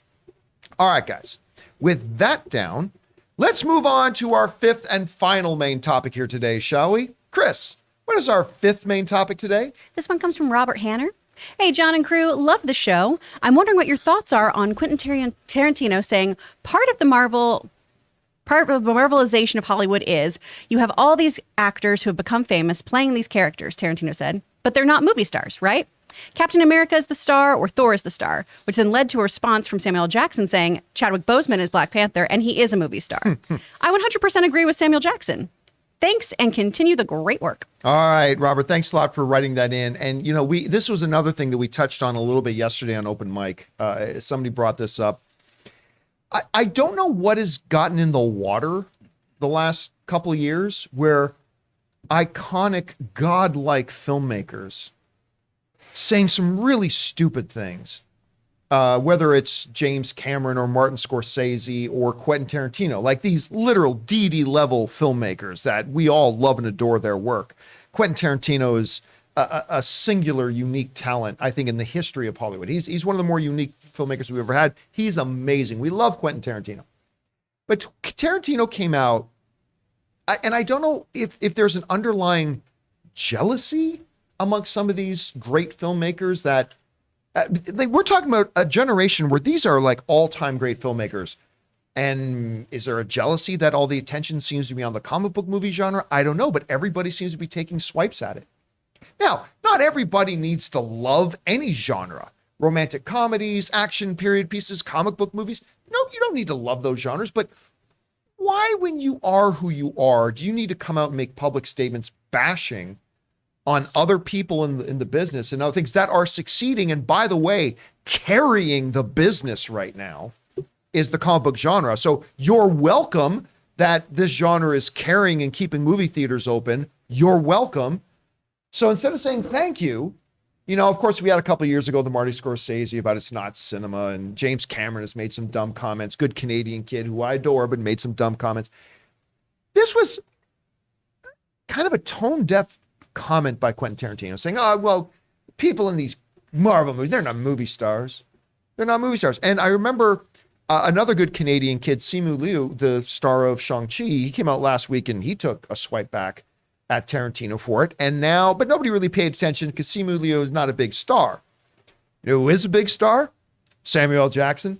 Samuel L. Jackson, who has worked with Quentin Tarantino on a number of fantastic movies, he had something to say about this. This comes from the folks at Variety. Tarantino ignited a fierce debate on social media this month when he said that Marvel actors are not movie stars. In Tarantino's view, the character of Captain America is that is the movie star and gets people into the theater, and not Chris Evans. Jackson somewhat challenged that claim during an interview on The View. It takes an actor to be those particular characters. And the sign of stardom has always been what? Asses in seats. What are we talking about? Jackson said when asked about Tarantino's comment. That's not a big controversy to me to know that apparently these actors are movie stars. Chadwick Boseman is Black Panther. You can't refute that. And he is a movie star. So I found it really interesting that Samuel Jackson, not just because he is a big star and a big, well-beloved name, but he is somebody who has worked with Quentin Tarantino on a number of occasions. This notion that Chris Evans is not a movie star, like, here's the thing. We all of us, me, you, Ray, Jonathan, everybody, No matter how smart and intelligent you are, we all say idiotic things sometimes. All of us do. It's a part of being human. This was an idiotic thing for Quentin Tarantino to say. Not just that the belief is a dumb belief, but for him, knowing who he is in this business, to come out and make a statement like that, where you just literally, in a snap of a finger, you just belittled a whole ton of people. You're going to tell me Chris Hemsworth's not a movie star? You're going to tell me Robert Downey Jr. is not a movie star? You're going to tell me Don Cheadle's not a movie star? You're going to tell me, like, and the list can go on and on and on. Of course there. Now, is there a truism saying that, a lot of people love these characters before we get them? Absolutely. That is a truism. I'm not denying that at all. But I just don't get this trend by these godlike, incredible directors lately to just feel like they need to come out into the public forum and just bash an entire genre of cinema that is keeping cinema alive single-handedly right now. It's absurd. Anyway, Rob, you heard Samuel L. Jackson's comments. What do you think about him weighing into this? Well, I see it kind of a little different in terms of, the way we perceive movie stars has changed. And if you think back to some of the screen icons in the days of yore, like a Steve McQueen, these guys were, both the men and the women, were icons on and off the screen. Like Steve McQueen rode motorcycles in real life. He raced cars. I mean, he was an icon that men and women wanted to be with and men wanted to be.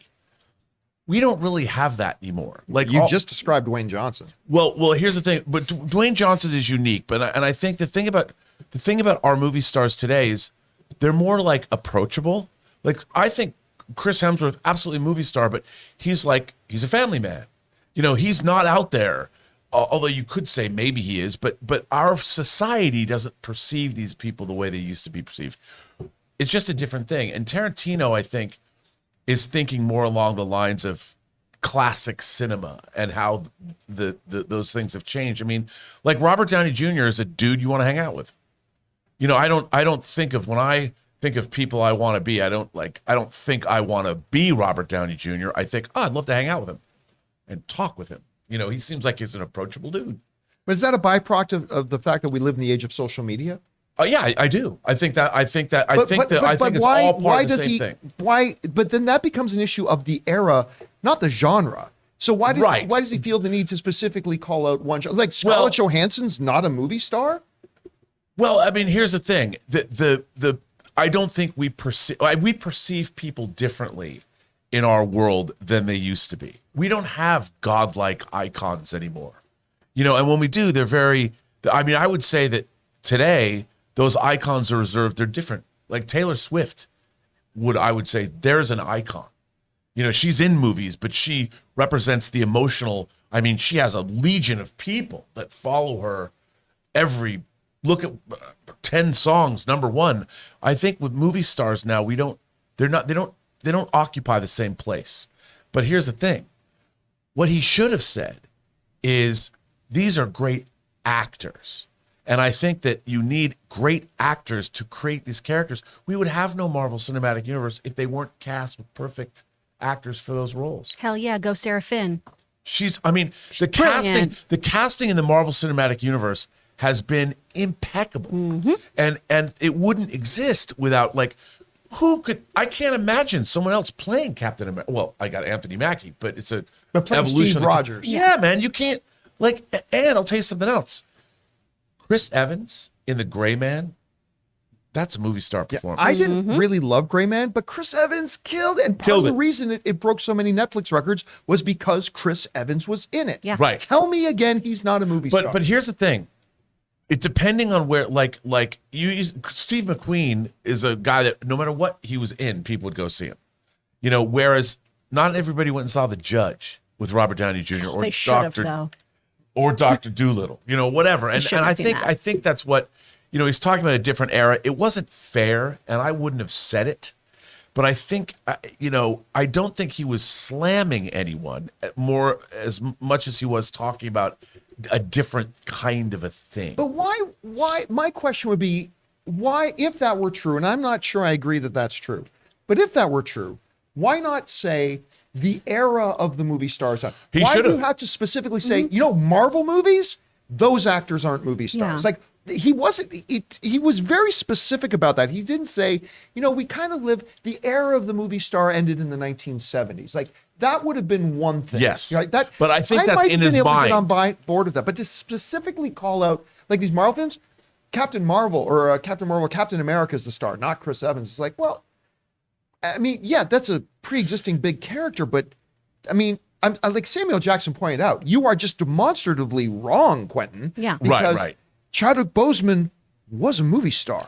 Well, that's the thing. ScarJo is a movie star. That's the thing. The actors they have inhabiting these roles are so good that you can't imagine them not being there. And I think one of the things, like, no one ever started a recast Tony Stark movement.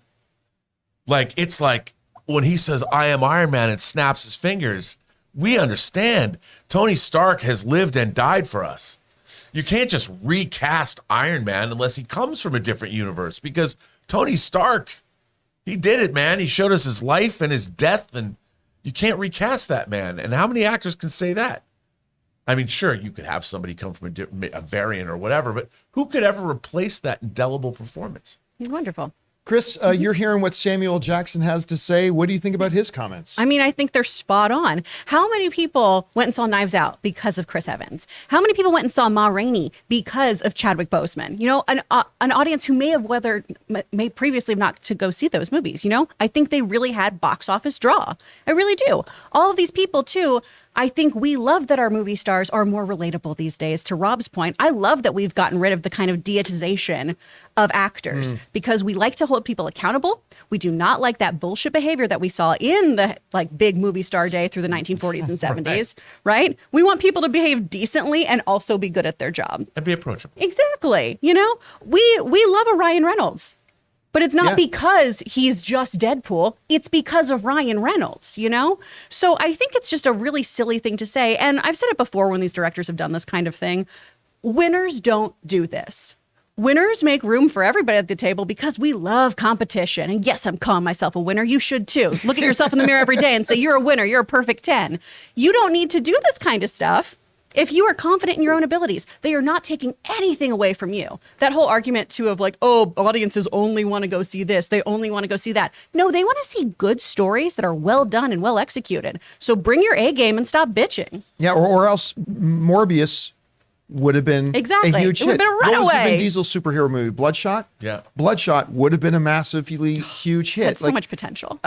Black Adam would have been a massively huge hit. And so, I mean, again, I just don't understand the need that some of these directors who I adore, and by the way, I still love me Quentin Tarantino. I love Quentin Tarantino. But the fact that I love him kind of makes me disappointed that they feel the need that, because it really does look, maybe it's just perception, but it comes across as, why are these other movies getting all this attention?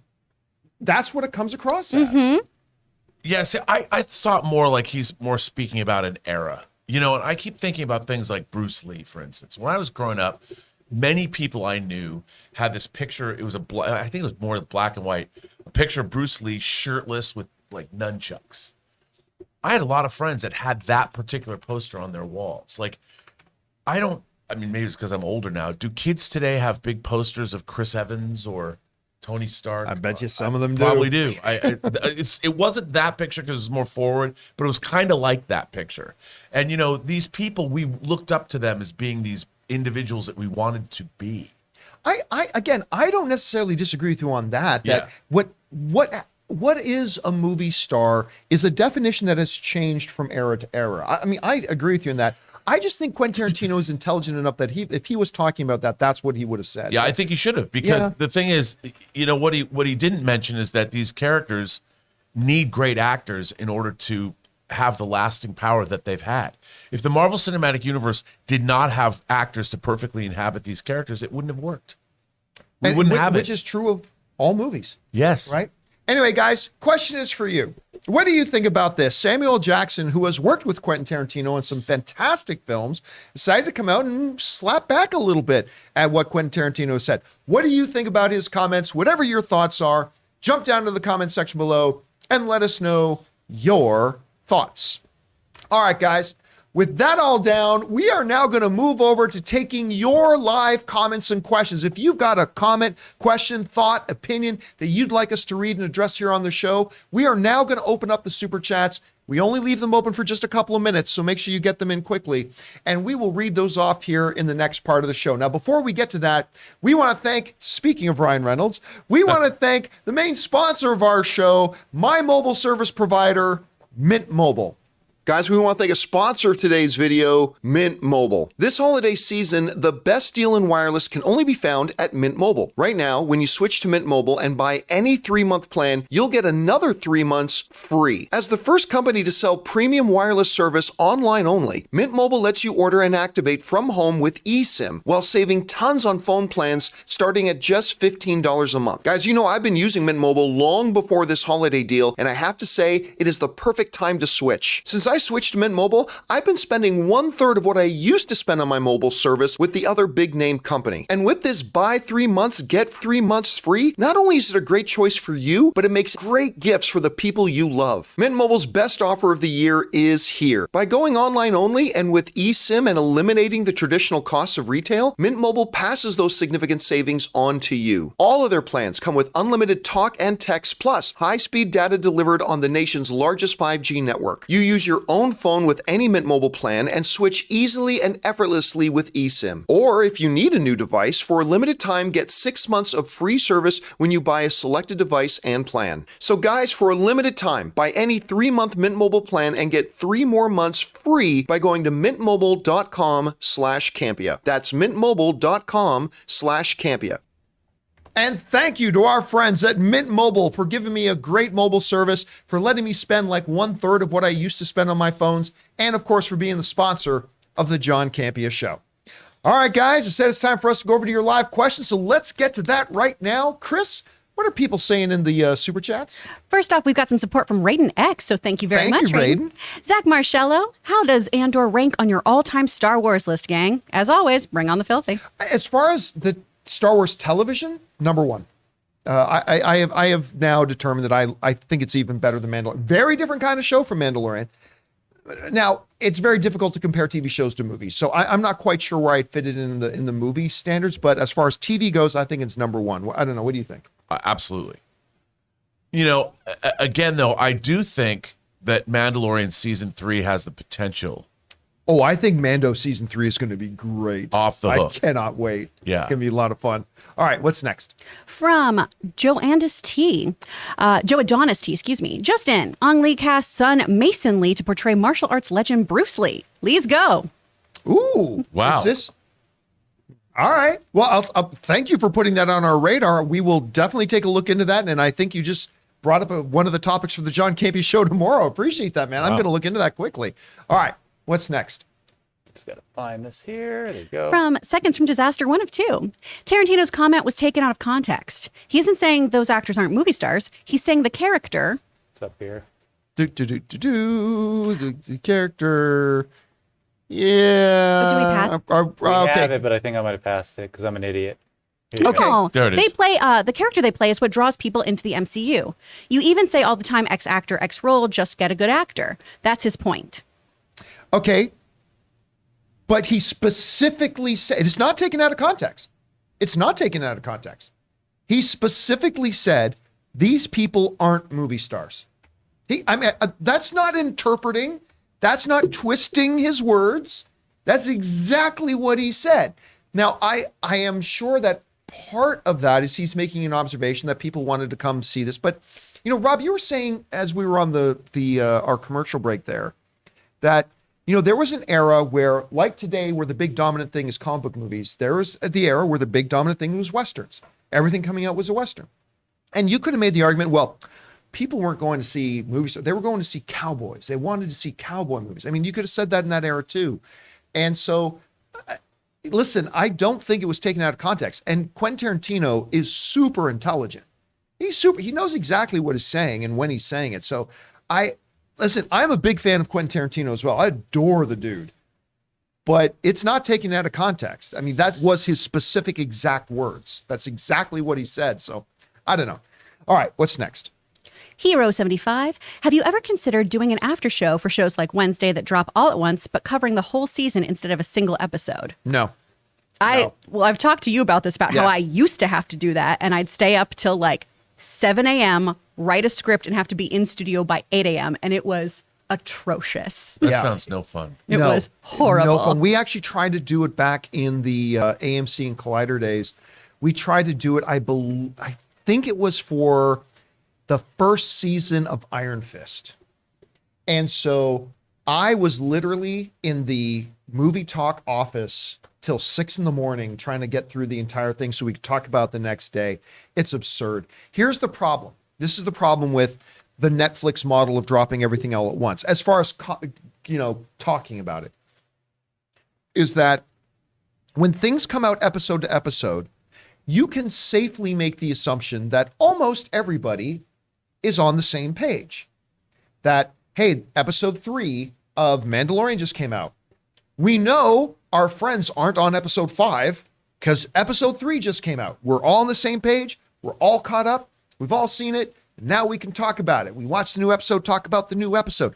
The problem with the Netflix model, for those of us who like to talk about it, is the fact that when you drop it all at once, maybe I did stay up till 6 a.m. and watched it. Rob might be on episode 2.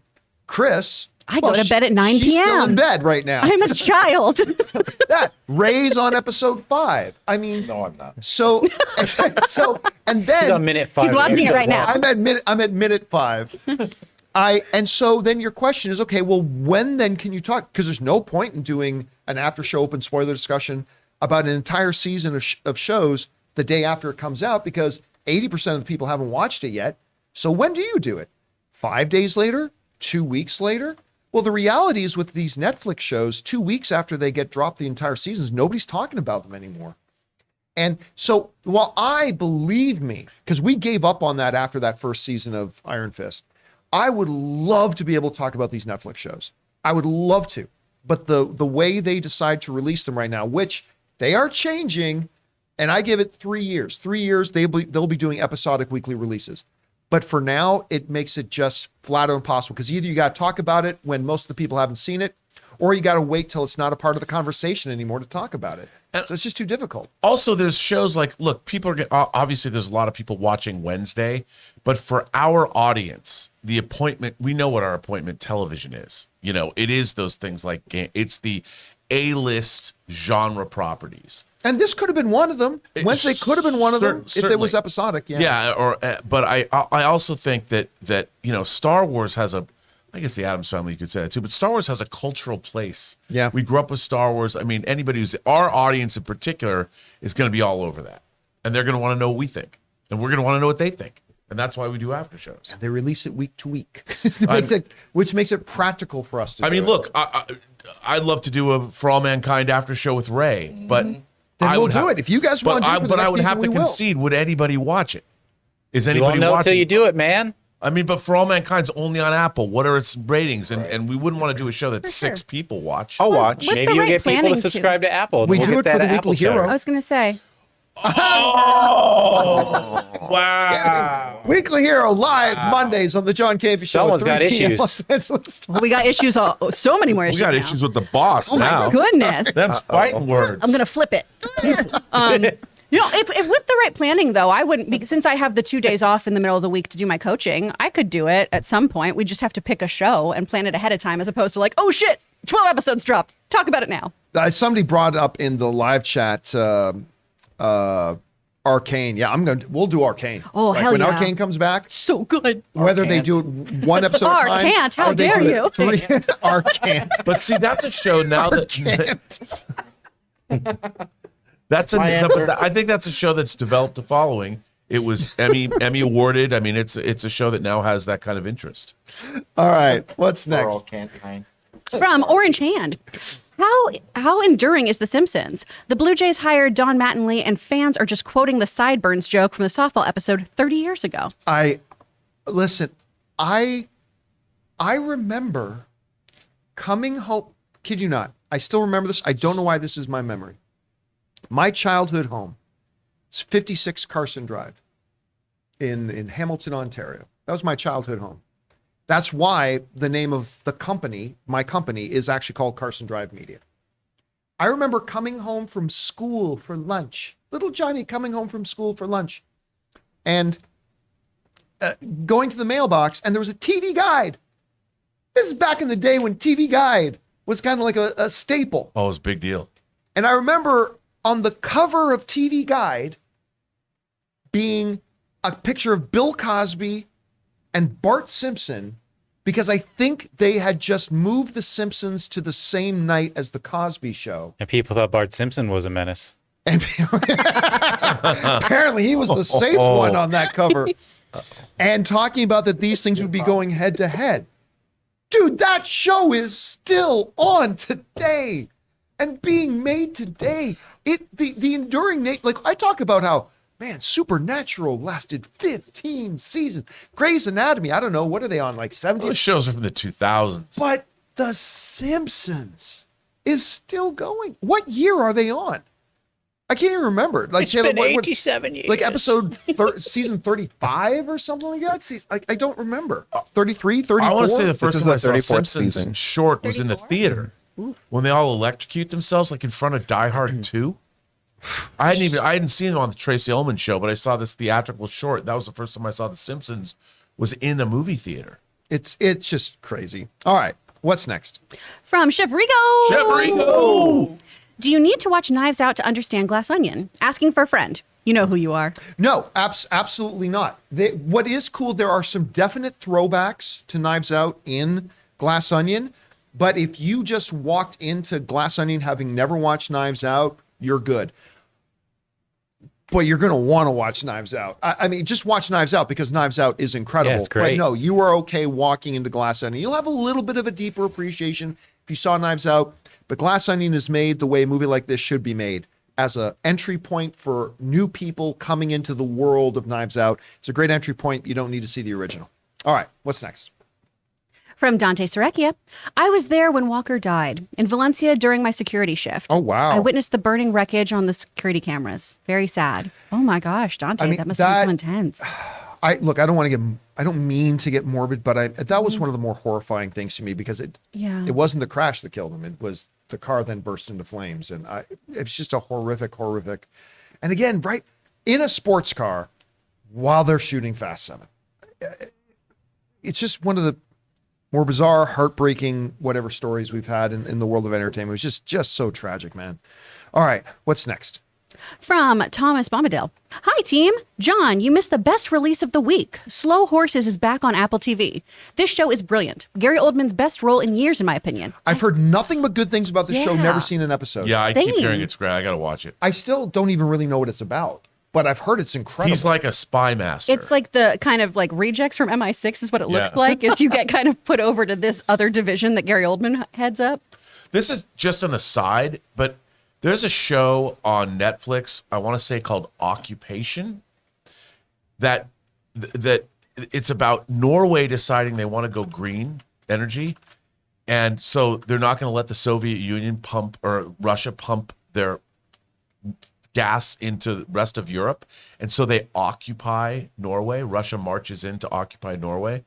And I was watching this first episode. I'm like, did they make this after the Ukrainian war? And they didn't. They made it. It's from years ago. And I'm watching this. Is it going, occupied? This is insane. Like, how did they Jonathan's know? asking, is it occupied?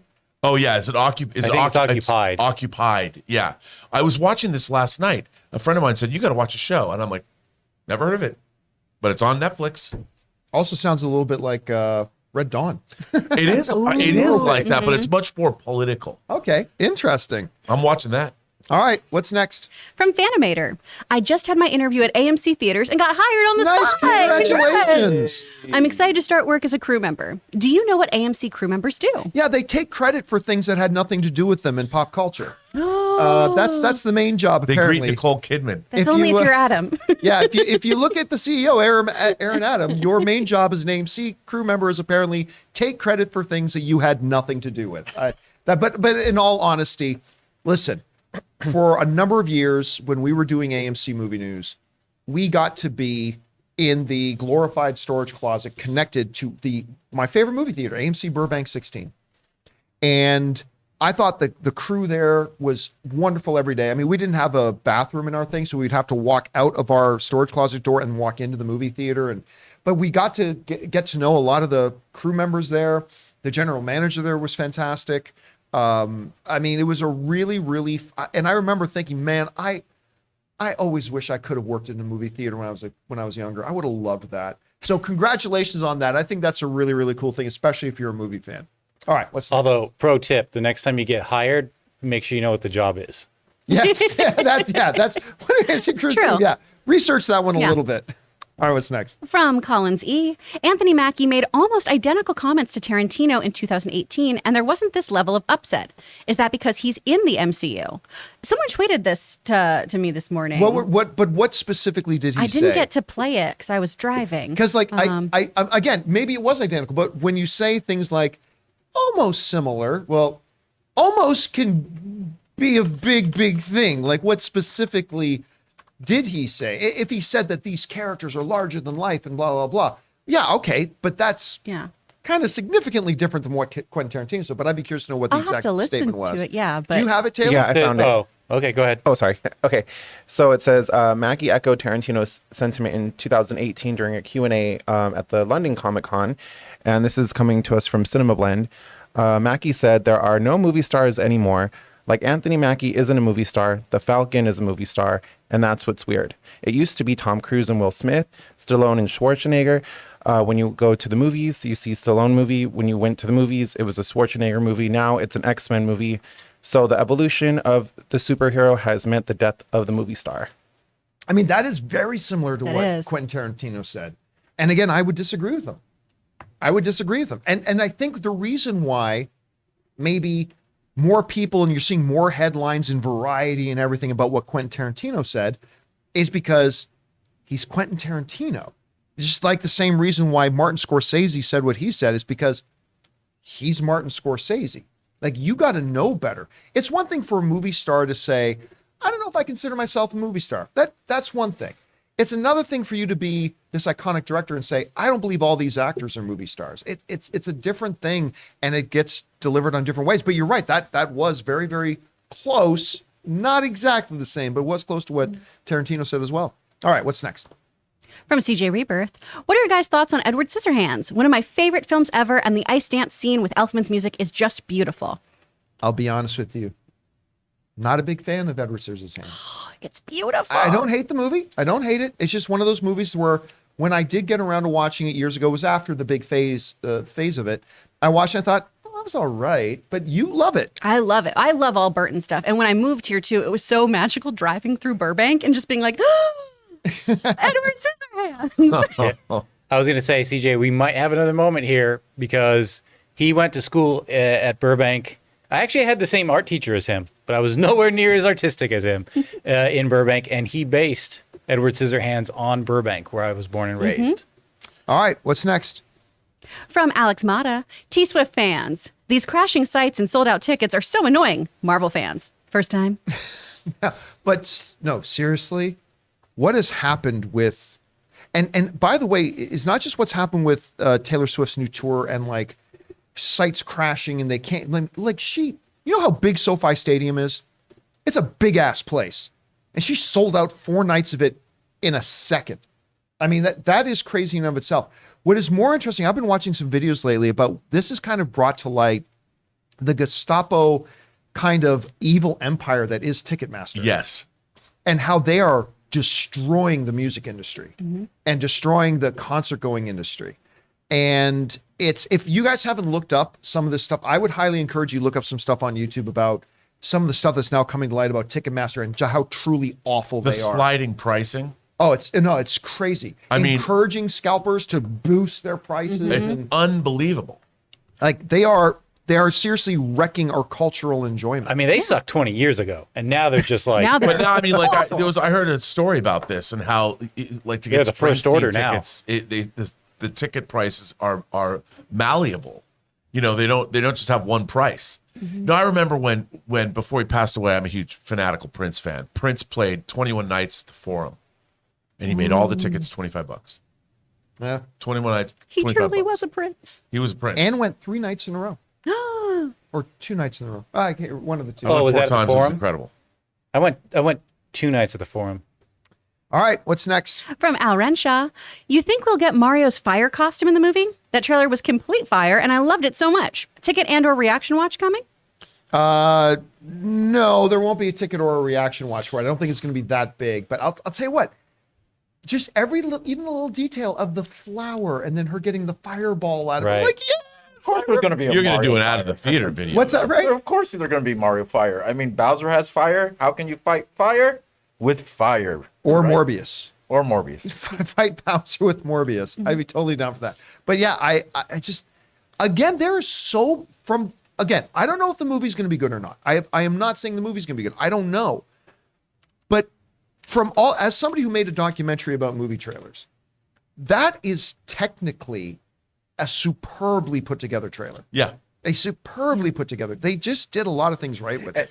And the version of Mario that I'm looking forward to out of all them is, I hope he turns into Giant Mario sometime, where he's just stepping on things. I mean, that was my favorite transformation of Mario, I think, in the game. All right. What's next? From Michael Serda, a guilty pleasure of mine is Draft Day. Thoughts? Is that the Kevin Costner one? Yeah. I like Draft Day. Yeah. It's not one that, I think, man, it's great, Draft Day. But I like, it's pretty cool because it gives you a little bit of inside baseball in the sport. I love that. What can I say? I just really No like Kevin Moneyball, Costner. John. No Snow Moneyball. No, I prefer Moneyball, but Draft Day is actually pretty good. I don't think we've ever had somebody bring up Draft Day on the John Campea Show. Well done. I think that's a decent one. Yeah. All right, what's next? From Todd Kaepernick. Kaepernick. With all your cheering about Kevin Bacon being in the MCU, you've overlooked an even bigger reveal. GoBots are now confirmed in the MCU. See, but this is an interesting topic, though, because we discussed the holiday special the other day, and the question was, where does the holiday special fit in the MCU? There are certainly some things that are going to be canonical coming out of it. Mantis is Peter's sister, half sister. That the Guardians of the Galaxy are now stewarding Nowhere. They now own Nowhere. That's great. Maybe even Kevin Bacon becomes a character in this thing. Who knows? But I don't think we take everything out of it as being canon. Like the whole thing, it was a hilarious joke, and I'm glad it's in there. But when she says, Drax's cousin was killed by GoBots, I don't think Kevin Feige is saying GoBots are canonical to the MCU now. We're going to have the GoBots are going to... I don't think they're doing that. So that's why I think the Guardians of the Galaxy Holiday Special lives in this in-between. Oh, God, the GoBots. I had Psykill. He was one of the first toys I ever had was Psykill. I used to love him. I had it too. But I mean, I don't think they were saying that. And that's why I think this holiday special lives in a little bit of an in-between world. Over or under Kevin Bacon appears in Guardians 3?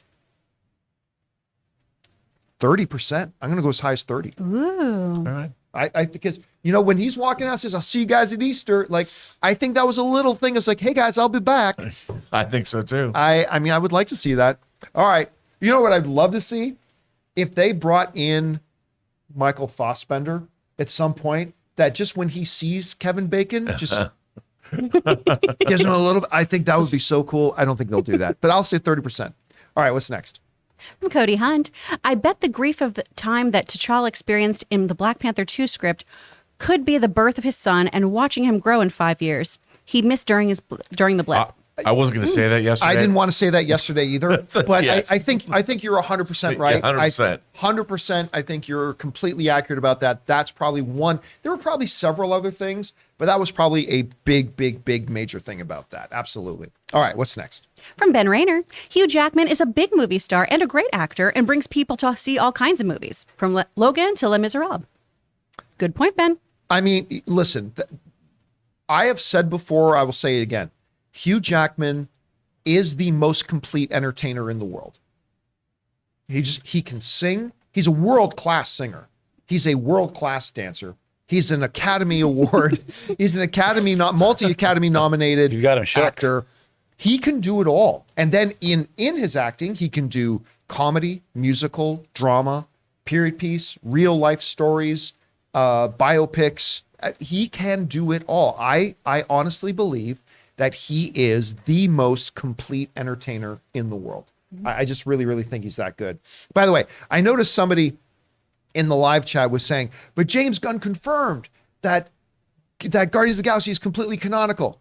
Really? The head of DC Films just said, yeah, listen, no, I guarantee you if I had Kevin Feige sitting here right now say, are GoBots in the MCU? He's going to say no. He's just going to go, damn it, Jim. That tweet was not confirmation. That tweet was a joke tweet. That tweet was for fun. Yeah.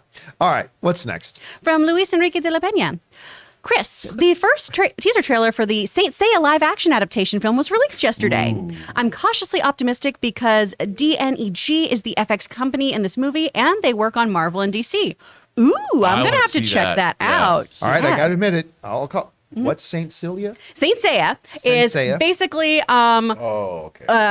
people are entities of gods, essentially, but they're doing a wrestling match. Yeah. It's real fun. It's wacky. The OG series was very violent, and then they rebooted it for Netflix, and it's a much more tame version. It's a little kidded down. So I'm hoping the live action one is going to be really brutal. Sounds like what they did with Teenage Mutant Ninja Turtles. But okay. But way less effective. Way less effective. Yeah. All right. What's next? From Alex Martinez. Hello, Campea crew. Was watching Man of Steel Movie Club show yesterday, and I noticed how sure you were that Henry wouldn't be back. Funny how things can change in a few months. Yeah, no, listen, it was, at the time, there were also different owners at Warner Brothers. Yeah. And under that, we never would have seen Henry Cavill come back. Now, of course, when the world changes, what is possible changes, right? In the world of entertainment, in the world of movies, all of a sudden the people who were running Warner Brothers are now out. There's a whole new ownership group. The world changes, and that's one of the things in the very beginning days when David Zaslav and Discovery were going to be taking over. We were like, hey, we hear whispers that he's actually a really big fan of Henry Cavill and he could come back. But yeah, at the time, if Warner Brothers didn't change hands, that's exactly what would have happened. I mean, there's never going to be a Zack Snyder's cut of Justice League. Nope, never going to happen. All right, what's next? From Danito, can't wait for Cocaine Bear to crawl out of a portal in Avengers Secret Wars. Just a big on your left. By the way, it comes out like that. The dust. There are about 40 or 50 portal videos on YouTube where people, some really good ones, some not so good ones, but some really, really good ones, where they would edit in, like they'd show the portal opening, T'Challa coming through, whatever, but then they'd open up a portal and you'd see Wolverine walking through. They'd open up a portal and you see, Blade walking through. They just keep going and going and going into some of the most the Power Rangers come through. Yeah, there's like the T-Rex and whatever. Now they got to do one. They got to do one now where we got the Cocaine Bear coming. No, one with Viserys. Or Viserys. Slowest. The portal closes halfway.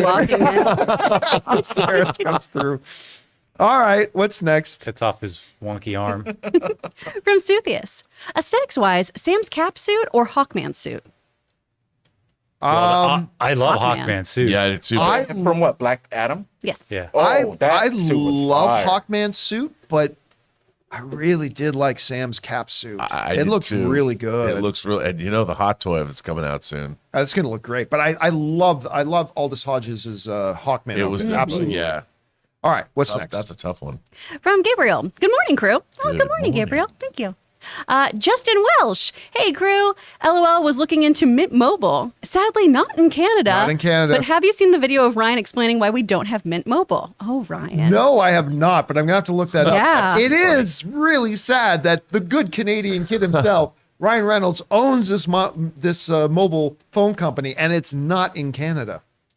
I blame Canada. And by the way, I'll say this here. I put this up on my social media. I told our channel members about this first in a channel member town hall last week. I let our channel members be the first ones to know this, but Mint Mobile, who has been a main sponsor of our show, and we were looking forward to working with them through the end of 2022, and it's been great, and we were super grateful for them. We'll announce to everybody though, Mint Mobile has signed up to be our primary sponsor all the way through the entirety of 2023. So Big thank you to Ryan Reynolds, Mint Mobile. They are going to be our prime sponsor going all the way through the end of 2023. We love them and all of our sponsors, including True Classic and Stamps.com and MeUndies and Manscaped and on and on and all of our sponsors. But yeah, it was a really, really great moment for us when Mint decided to sign up and be our primary sponsor all the way through 2023. So thank you again to Mint and to Ryan Reynolds and all the people involved there. It's part of my Tiny Tim Christmas thanks this year, where I'm just going to be like, God bless Ryan. God bless Ryan Reynolds. And Red Notice. The founder of the feast indeed. And Red Notice still sucks. All right. What's next? From Adrian Bonds, looking in the mirror, you are a perfect 10. You are a winner. Yes, Adrian, you should do that. I have a very overinflated sense of self-confidence, and I'm not ashamed of it. I like that I feel this way, and you should too. Chris Carr is the goddess of self-affirmation. I'm just happy about everything. Blessing all of us with positive self-affirmation. It's just really cool being alive. Like it is. It's just you just summed it right up. right. There's no point in being sad or self-deprecating. Also, take yourself accountable. If you do something wrong or you hurt someone, don't be like, I'm a perfect 10. If you're an absolute monster, please don't do that. Go, hey, we could do some work today and stop being so horrible to others. I can't remember what the comedian was. He goes, he keeps hearing people tell kids, just be yourself. But what if they're an asshole? Maybe you should change. Anyway, all right, what's next? From Orlando Orrego. I saw the trailer for Cocaine Bear and it looks crazy. I didn't know Kerry Russell was in the movie. Now I want to see it. Yeah, I didn't know Kerry Russell was in it either. And I am a big fan of Kerry Russell. Huge. I wasn't a Felicity viewer, but I really got into her when her and Nathan Fillion did the movie version of Waitress, which is wonderful. By the way, the Broadway stage show of Waitress, sugar, butter, flour, is amazing. But I fell in love with her in that, and it was really cool. And you're right, this Cocaine Bear trailer is nuts. Can't wait. I met her once in real life. She did Brandon Routh's screen test for the studio for Superman Returns. Really? Yeah, she was Lois Lane. She would have been so good. She would have been amazing in that.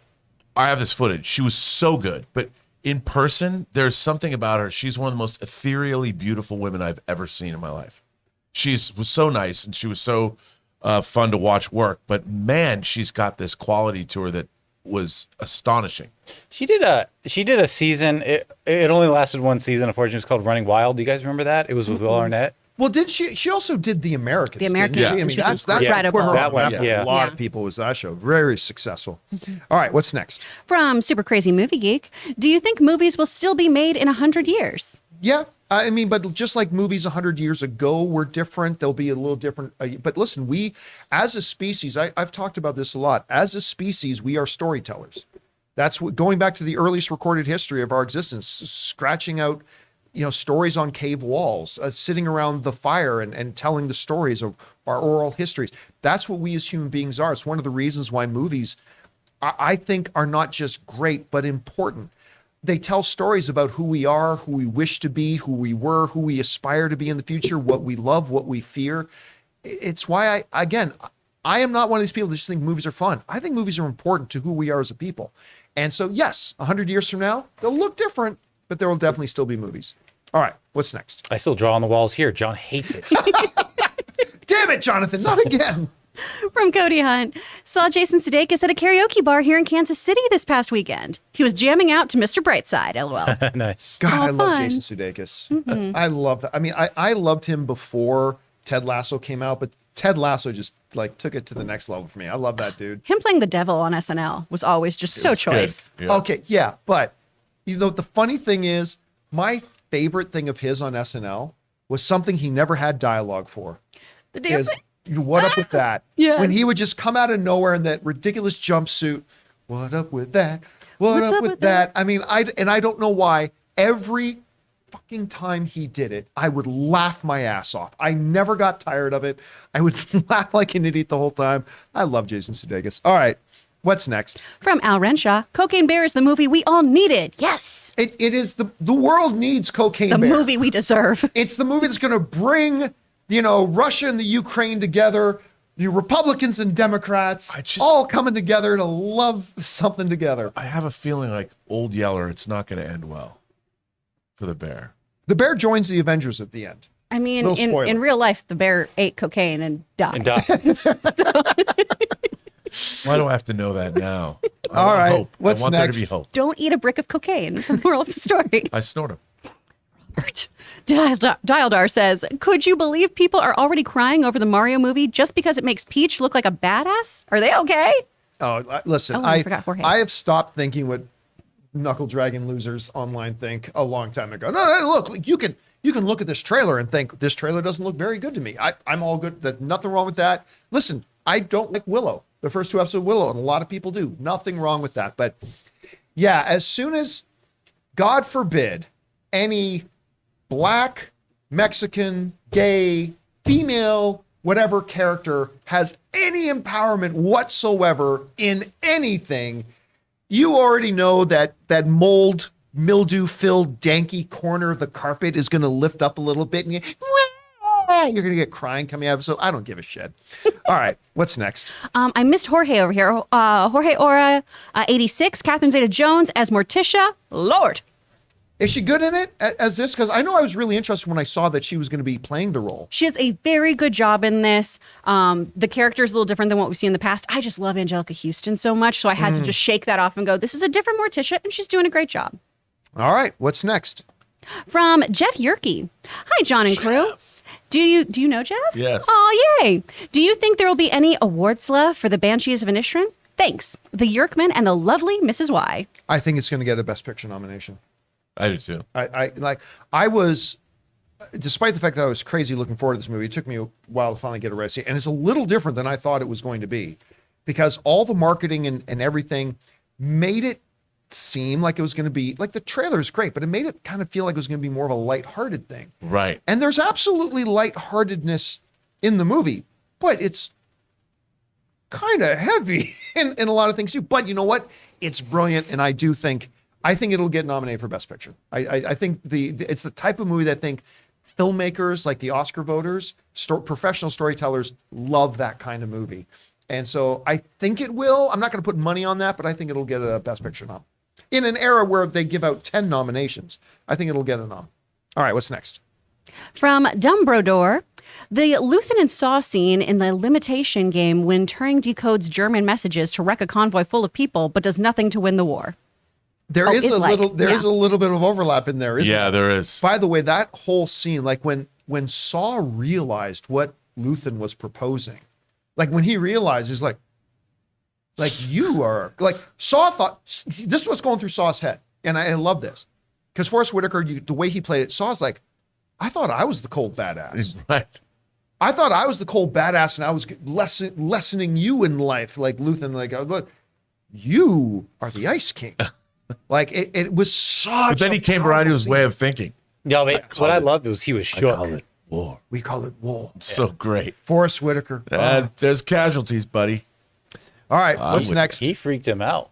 Freaked him out. From Drew Yepson. Highly recommend Jonah Hill's Stutz. Beautiful film on Netflix. I've heard nothing but good things. And like, I'm also fascinated by somebody like Jonah Hill who does what he does for a living and yet has the issues that he has. I think that's fascinating. So I'm actually going to check that out at some point. Thank you for the recommendation, man. All right, what's next? Most of us don't get into comedy because we're well adjusted. Yeah. Christopher Mendez. When are we going to see the Chris and Aaron Descent viewing? How dare you? And when will we see Joey Bishop and Gimli meet on camera? I am going to try to arrange now. Chris is Both at the same time. yeah.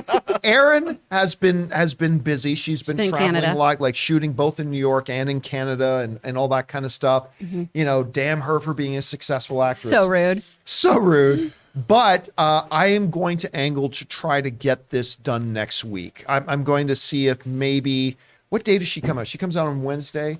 So I'm going to see maybe, since she's coming out anyway. You excited? and You're out here. She's like, I might get COVID I'm at a next Young week. Variety party, I'm gonna baby. book I everything can't next do week. it. You got a party on Wednesday? Yep. I'm going to Young Variety's ugly sweater party. Oh, well, then I guess Thursday it is. We will. Come here on We will. Thursday. But this is. Doing I don't think I can ever remember being more excited for a video I want to do than having Aaron and Chris, who are horror film aficionados, sit down and watch my second favorite horror film of all time, The Descent. I think it's going to be a hell of a lot of fun. So And Chris is then very after excited for it. that, Lawrence of Arabia for me. And then Lawrence of Arabia for Why do you get to watch Lawrence of Arabia and I have to watch a disgusting film where women are just mutilated? Well, I heard You Lawrence don't of know what Arabia is happens in long. this movie. I've had so many people tell me where they're like, oh, like my horror friends have been like, that movie made me throw up. Please don't watch it. It's going to be great. They're lying, no. Chris. Your friends lie. All right. I trust them so much more than you. What's next? From Raymond Reddington, when will Kaylee and Alou be back? You know what? Kaylee and Lou will not be back.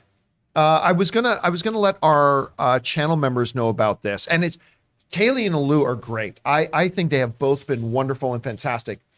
Here was the problem that we came across. It was none of their fault, not our fault, but Kaylee and Lou, we brought on two people to be hosts because we know as working performers and aspiring actresses and stuff like that, that parts come up, auditions come up, and all that kind of stuff. And so we thought we'd get two of them. So if they needed to once in a while swap days where one could be in the other, that could work. In just like 6 weeks, though, and this is a good thing for them. They have been so busy. And, Kaylee just did this big product commercial in Dallas. They flew her out to Dallas to do this. Lou's got a lot of stuff that she's doing. We just realized that even though we had two of them, we had 3 or 4 days where we had no host in the studio. And because each of them, like Kaylee at one point could only come in like 1 day a week, which is not going to give her the opportunity to really grow into the role and all that kind of stuff. So I spoke with, I communicated with both of them the other day, and we just made the decision. It's like, you know what? The arrangement, the circumstances don't work. And so I still want to host on the show. So I need to find somebody. I'm in that weird position where I need to find somebody or a couple of people who are really, really good, but not so good that they're actually busy with other things as well. Right. So, and hey, don't be surprised if you see Kaylee or Lou pop back up here. I mean, when I spoke to both of them, I said, hey, look, I'm going to look for opportunities in the future that we can still do some stuff because they're great. But again, it's just that the schedules did not align. I was really hoping they would, but they didn't. So we're looking at other options right now. But by all means, follow Kaylee and Lou both on social media. They're Cocaine Bear. Let's hire Cocaine Let's hire Bear. Cocaine Bear. Neither of them could have already been more work here. wonderful to work with. They're both fantastic. But that's that. All right, what's next? Nice. The internet's Chris. cooking Nice. there. A Sith Lord started off my day listening to the Mandalorian theme and noticed February is close. Ooh, I can't wait. One of my favorite themes out of Star Wars. What, February is close is a Star Wars piece? Isn't that when Mandalorian comes back? Restarts. Oh, I thought he was talking about a piece of music. He was. There's a piece. He what? was listening to the Mandalorian soundtrack and he realized, February's coming up. Okay. I see. I thought there was actually a piece of music called February is Close. I'm like, I didn't know they had February in Star Wars. All right. That makes way more sense. Thank God. I Monday, Tuesday, Wednesday, no. Friday, Thursday. Tuesday, Everybody knows Wednesday, there's no Friday. February in Star Wars. All right. What's next? From Unknown. Just binged all of Game of Thrones and I loved it. What? I don't understand all the hate the last few seasons got. Well, if I you thought- spent 10 years trying to get there, 7 years trying to get there, then maybe you would. I thought they were without their flaws, but not deserving of the hate. Oh, listen, look, I stand alone as a bastion of rationality in a sea of insanity. Nah. When I say that the last couple of seasons of Game of Thrones were brilliant, not good, brilliant. Did I have some issues with the fact that there was unnecessarily rushed through so many? They rushed through the final season with so few episodes. Absolutely, I agree with that.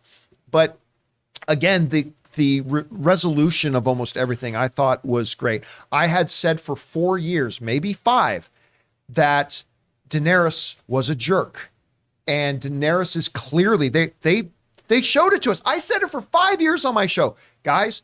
She's going bad. You can see it. They're making it obvious, and everybody's no, she's not, John. And then when she went bad, everybody's like, nobody could have seen that That coming. wasn't my problem. I'm like, I said this. No, but that was one issue. I just thought it was great. But again, I acknowledge, much like the fact that I don't like Blade Runner or the first 2 episodes of Willow, I am in the minority on that. And if you didn't like it, you didn't like it. That's great. But I loved it. I really enjoyed it. But But yeah, there you go. Okay. I am even alone in that in this office. But I'm with you, man. I'm with you. All right, what's next? From JCSC, I have fond memories of playing Super Mario with my sister growing up. Did you enjoy playing any video games with your siblings? No, John grew ate up his as siblings in the womb. Yeah, I grew up as an only child in a full house. Like I was born, then 5 years passed, and then my parents had kid, like one right after the other immediately. So my three siblings, Heather, Sandy, and Robert, they grew up kind of all together. They were in school at the same time. They were in high school, at least for a couple of years, they were in high school at the same time, all that kind of stuff. Whereas I was much older. Like I was out of grade school. I was still in grade school when they got in there, but they were much younger than me for grade school. And then by the time they got in high school, I was already out of high school. And so I was kind of an only child in many ways that way. So no, I didn't play video games with my siblings, unfortunately. Hayden and I are 5 years apart too. We were super close though, because it was mostly just the two of us. But how many? together. See, it was just the two of you. Yeah, it was just the two of us, and my Right. parents traveled a lot, so usually I was in charge, which is terrifying. It was the John Mulaney joke. It was just a horse watching a dog. I was just slightly bigger and older, but we played tons of N64 together, and we still play video games together. I was a problematic Stadium. big brother. How so? A little old-fashioned, aka outdated thoughts about. I was very protective of my sisters. Like, here's an example. I would come home and my sisters would be in the house and they would have boys in the house. Nothing wrong with that. I would grab them by the throat, the guys. I literally did this one time, literally grabbed them by the throat and threw them out the door. And I remember the next day I came home with my mother and my two sisters sitting in the living room waiting for me and had this very stern intervention with me about, Wow. you need to change. And I'm like, what are you talking about? Like, you guys in the house, you need to change. Dang. And yeah, my mom and my sisters once had this big sit down with me because I was a little rough with guys. man. Like literally guys wouldn't come by the house because like they were physically in danger. And it was completely irrational. It was, they would do nothing wrong. They could have been the nicest kids in the world. And Oh man. yeah. You knew what was going on. Come on, you were protecting him. The worst thing I did to Hayden was in Christmas time when we were little, he'd start crying Christmas Eve and come to me and be like, Santa's not going to bring me anything because I'm so bad. And I'd be like, well, what did you do this year, Hayden? And I'd get all his dirt and be like, just tell it to me. We're Catholic. Maybe it's like confession. You just have to purge it. And then I'd be like, I know everything shitty you did this year. And then eventually he was like, I think Santa's an idiot. He keeps bringing me stuff and I don't really pay change. attention. Yeah. Although I will say this though, as much as I did learn a lot, when Ann and I talked about order of kids we'd like to have, I said, here's my thing.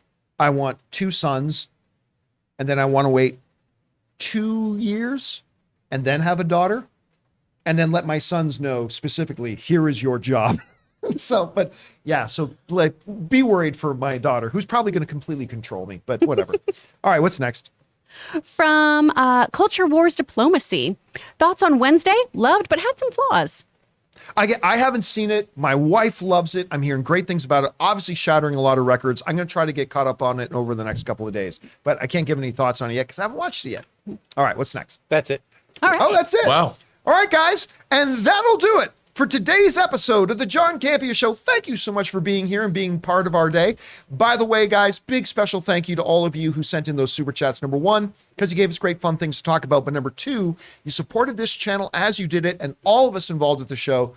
Thank you guys so very much for your support. Don't forget to come back a little bit later today. I think Jonathan Voico and Robert Meyer Burnett are going to be doing an open mic at 3 p.m. Los Angeles time today. That is going to be 6 p.m. New York time. I am going to be on the road heading out to Las Vegas. My wife, Ann, always tags along when I go to these conventions and conferences. Now she's got a conference that she's got to go to, and I'm the one tagging along. So we're going to be doing that. And don't forget to come back for the John Campea Show again tomorrow. Guys, while you're here, why don't you take a second, help out the channel, click on that subscribe button, just give the video a little thumbs up, leave a comment down below. All these little interactions help push our videos out to a wider audience. So guys, for everybody in the room, the one and the only, the great Mr. Robert Meyer Burnett, our affirmation goddess, Chris Carr, our Morbius Minute guy, that's coming soon, Running the show today, of course, Jonathan Boyko. Helping us out, our new fact checker really is Taylor Gonzalez. Yay! My name's John Campea, guys. Thanks a lot for being here. And until next time, my friends, bye-bye.